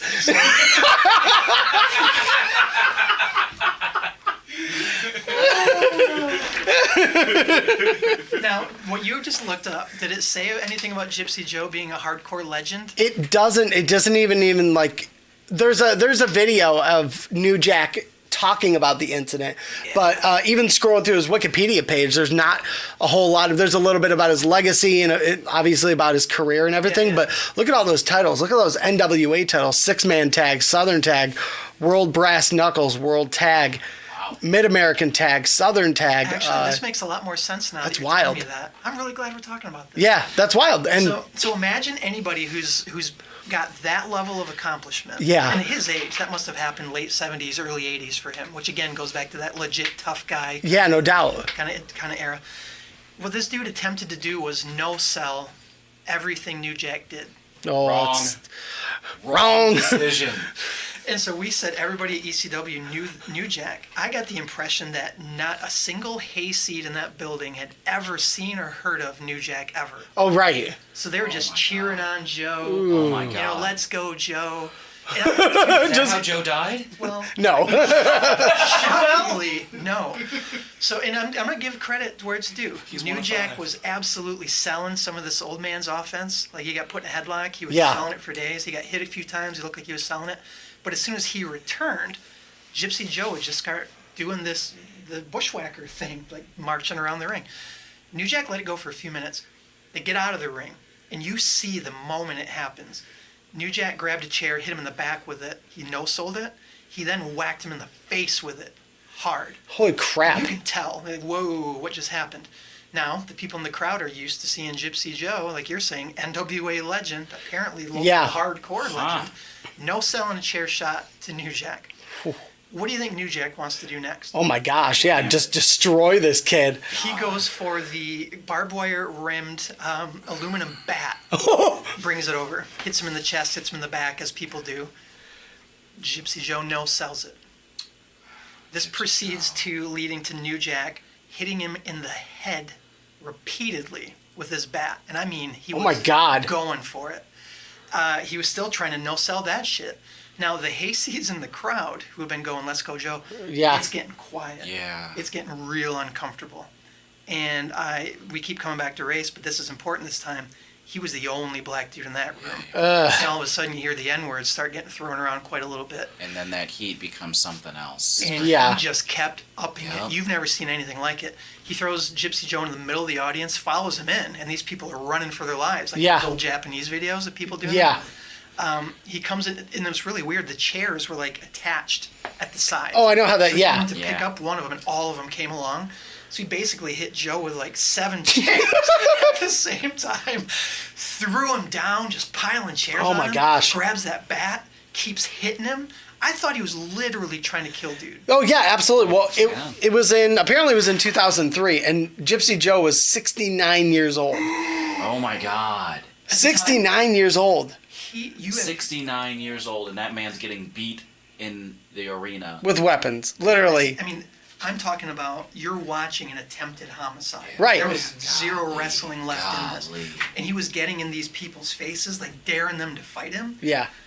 Because it becomes a different level of heat for him. Because It that's, was that's the so thing about scary. New Jack. He's a crazy.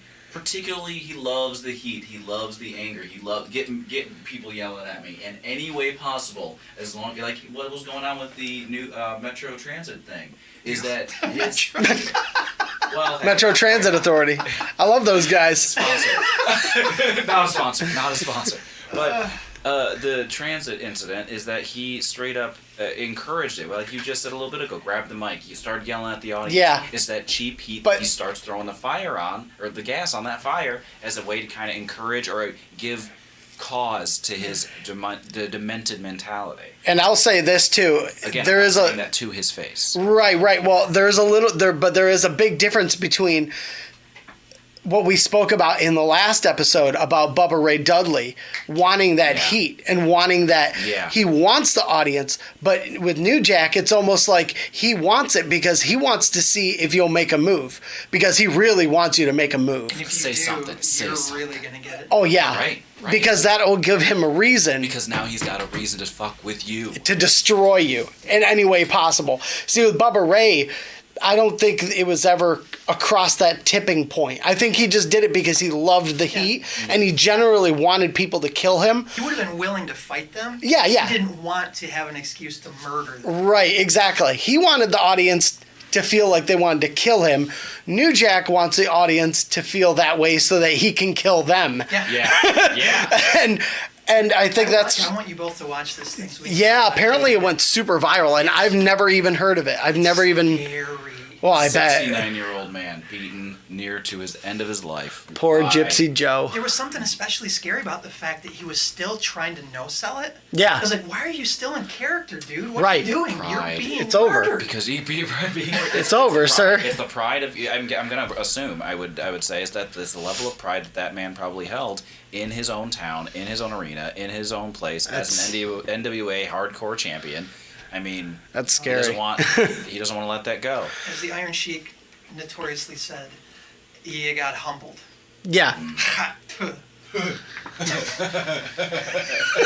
Well put. Well put. Well, yeah, I would have to agree. New Jack's probably the scariest person ever in wrestling. If anybody's interested, Iron Sheik has a picture of himself, and I think he has a signed autograph of that picture in the convention center in Lansing, second floor, facing the southward window. Wow. Really? Yeah. That's interesting. Yeah, you don't know what you find when you're staring at random collections of things. When you're at the convention Right. Center. Give me the address. I want to take a trip. I need to see this picture. It's Right. across from the Tin Can downtown, and there's I think or Lansing. Oh. Or not the Tin Can. There's a brothel and or not a brothel. There's individuals who will like to take their clothing off right next to a restaurant. And across from that is a convention center. It's by the Capitol building. Okay. And the Radisson. It's getting much clearer now. I know Yeah. exactly the brothel. I thought you meant. I thought you were legitimately like make a left at the tin can and then then you hook a Yui near the dead cat. when you run into the crackhead, you've gone too far. Back it up a little bit. No. The Tin Can's a restaurant. No, Yeah. By restaurant, I mean they serve alcohol Okay. Yeah. and chips. Well, now we're going chips. Shit. A couple honorable mentions. Yeah. We had one, Bruiser Brody. Yeah. Bruiser Yeah, Brody, no Bruiser doubt. Tragic end of that story. That's another story. Just a rough house, but still a professional too. At the same time. Absolutely. You know, that was one of those guys who is, because of his early death and mysterious death, he's become a legend, which really, again, when you talk about wrestlers who died early, interesting to see what would have happened if they had continued to live. And He was a Yeah. guy that Hogan said he would have liked to work at some point as a monster heel. oh yeah, Really? He never got a chance to get up there. Huh. Yeah. I could see that. WrestleMania, the guy on YouTube has a pretty cool documentary series called Behind the Titantron, and one of his things is the story on Bruiser Brody. Yeah. Definitely give that a 20-minute listen. Yeah. He was, I mean, for those who don't know, he was legitimately murdered in Yeah. a locker room in Puerto Rico. Yeah. yeah, He was down there wrestling for Mil Mascaris's company at the time. And the way I hear it was that he was a lot like Stan Hansen when Stan Hansen would go into Japan. Yeah. Stan Hansen was another one. They just knew their reputation was based on being scary. yeah, And so they would go in and just act like a maniac. And I don't know how much that went on behind the curtain. But the story is that he was pulling some of those shenanigans with the wrong people in Puerto Rico. And he wound up getting stabbed to death in the shower, you know, in the locker room. yeah, totally.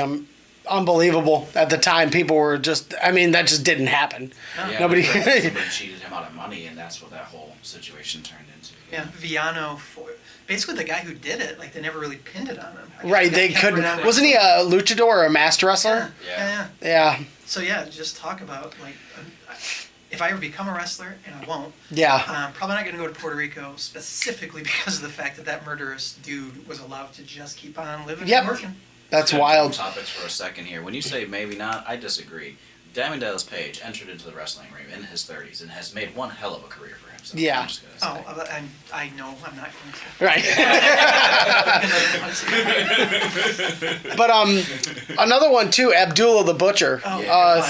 Talk about somebody who when you literally you have somebody who like New Jack who is legitimately dangerous. But I think if you were going to talk about anybody who you generally thought was crazy, I don't think anybody had the crazy eyes better than Abdullah the Butcher, Yeah. because the glazed over look in his eyes when he wrestles makes you believe that he perfect gentleman outside of the ring, total professional. But when you get in the ring, thoughts and prayers. Yeah. He's one of those guys too, where you can tell how dedicated he was to being a wrestler. Yeah. You look at that dude's forehead. Oh my gosh. I heard It looks stories- like a 30-year-old cutting board. Yeah. I mean, I heard stories about For real. For real. Taking quarters to freak people out and sticking them in the grooves in his forehead. And not just getting them to stay there, but like half the quarter disappeared. Right. Like, It's no joke. And like you said, his dedication to wrestling, if you watch his Hall of Fame induction speech, it's kind of comical because he's not all there.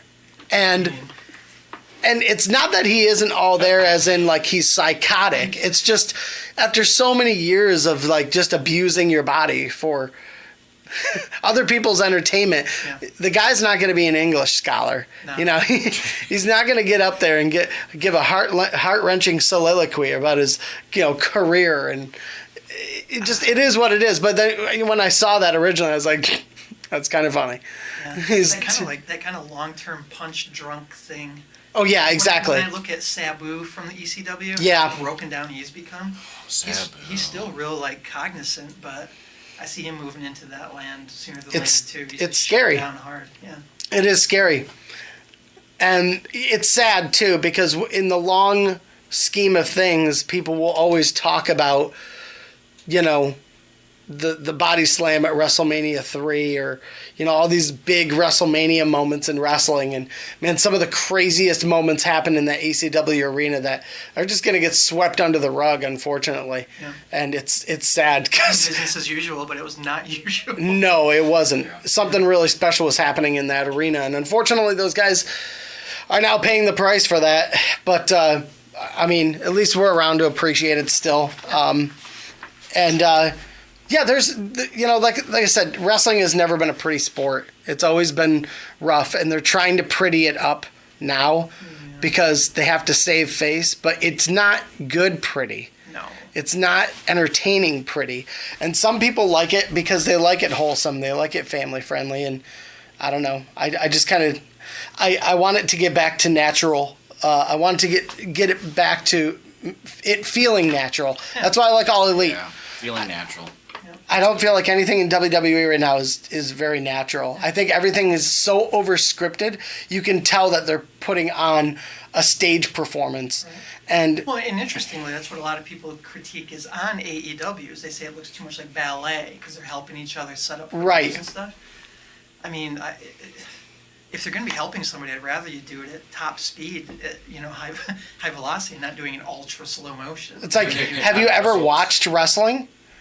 That's always how it's been. Well, it's just about having a certain flow to doing it. But I would say that it's on two sides. I would say that it's on two sides and two fronts, in the vein of which the moves, as well as the way in which you handle yourself on the mic, or at least the way in which you flow in charisma as yourself, Yeah. is because, like you had said, everything is so scripted with WWE is that it's the point in which it's paralyzing these individuals of creative freedom and being able Right. to speak their own piece or do what they want to do. And yeah, that is so scripted to the point it's paralyzing them. And- But then on the other side of that, you've got AEW, who is free on the mic and giving them just, hey, go speak out there, MJF, do your thing. But the wrestling moves are set up, so they are a bit more choreographed. So it's an ebb and flow. What do you want? And I would lean on the idea of, I want it at high speed, and I also want you to be able to speak whatever you want to speak in a way that gets me entertained to grab my attention. More And- authentic. More Right. authentic. And- And there is a bit of mess to wrestling. There always has been.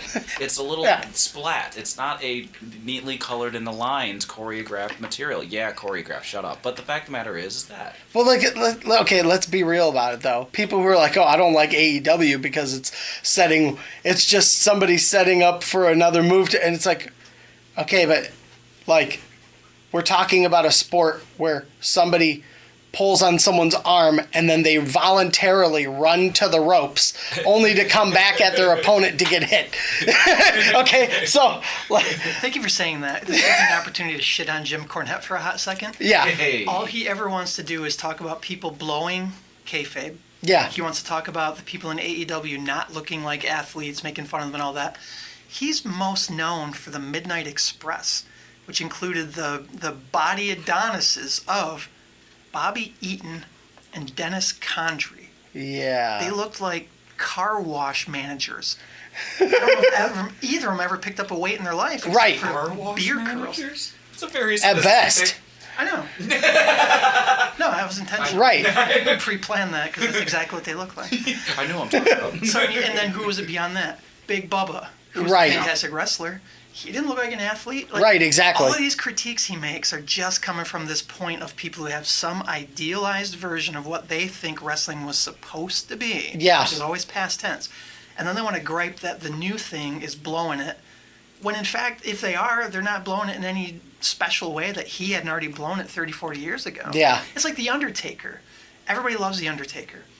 And people who love The Undertaker will, with no irony, say, these other wrestlers are making wrestling seem unrealistic. Right. You're talking about a Undertaker. A zombie. A dead man. He's been a zombie for 30-some years. He's been a zombie. Sorry, though. Wrestling's real.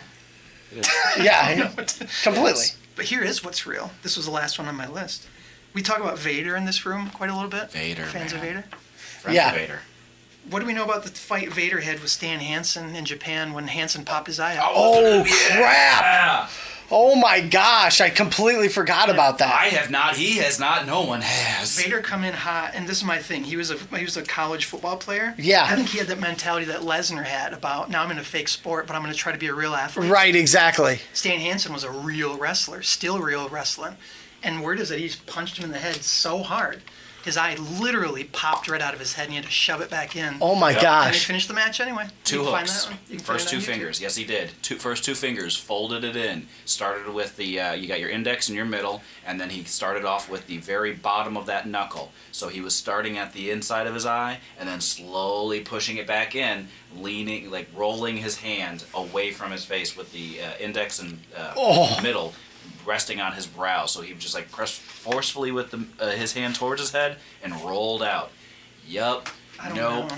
Power to that Vader. I tell you what. Franchise, you didn't practice cutting your head, and I'm quite certain Vader never practiced poking his eye back in his head. But he figured it out. I mean, Oh, my gosh. Yeah, Vader was on Boy Meets World. And I was just about to bring that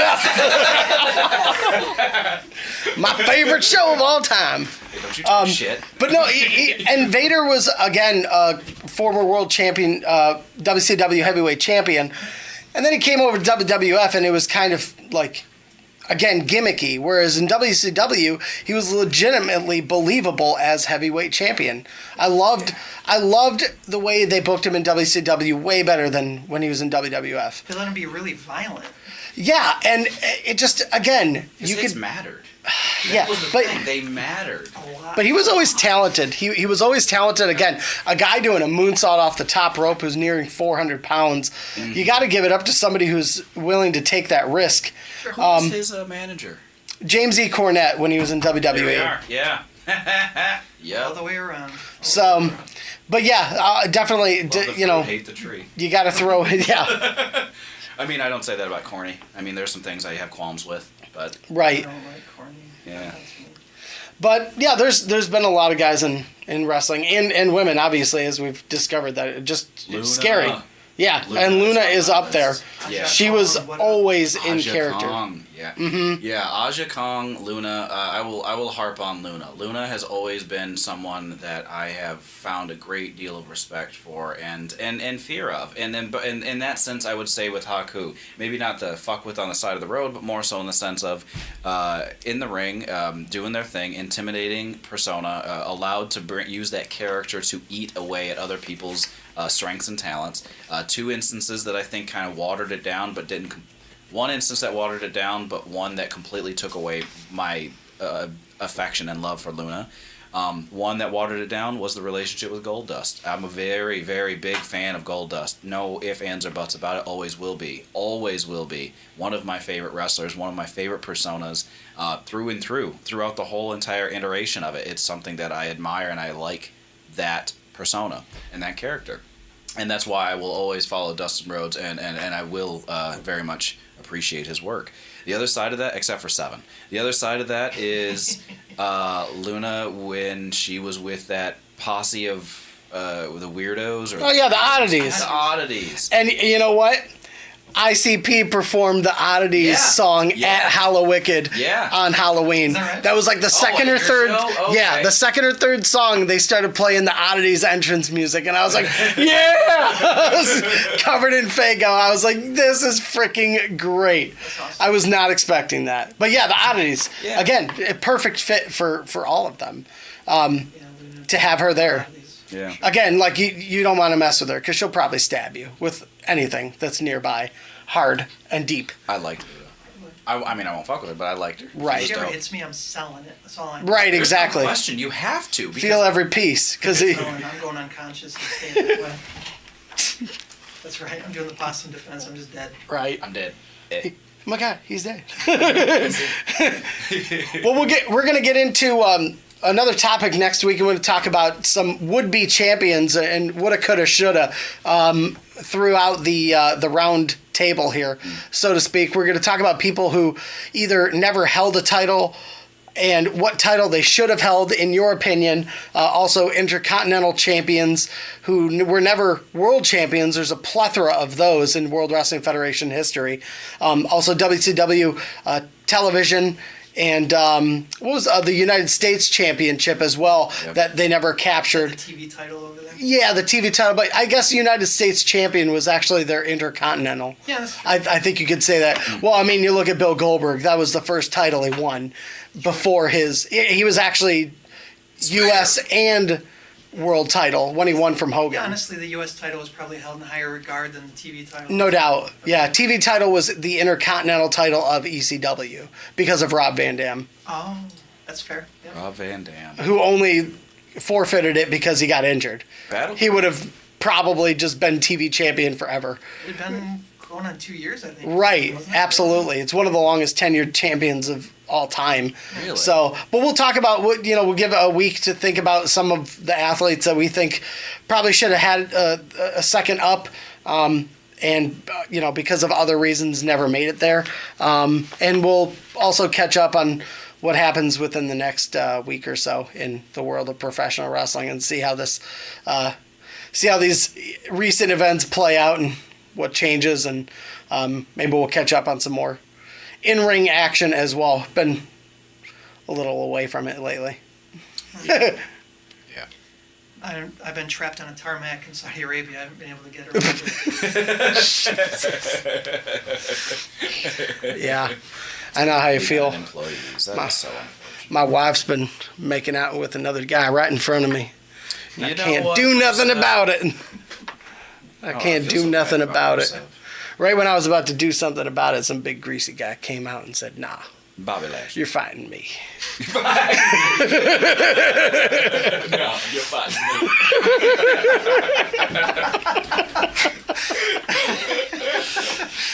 Oh, gold standard. Anyway, all right. The Crucial Squared Circle. Remember, I was going to say register. That's not the proper terminology. Register online at www. No, subscribe to our channel if you like our ridiculous banter. I like it. Oh, yeah, I know. I'm having fun. If you're not having fun, I registered last week. right. You registered and donated blood. So, we'll be back again next week. Crucial Squared Circle and all that good stuff. Make sure you subscribe to the YouTube, 1049 The Edge, and check us out on Facebook as well. And you can also search for the Most Crucial Podcast on Facebook as well. We'll see if we can get this bad boy on Apple too soon, but we'll be back next week. Thanks for hanging out.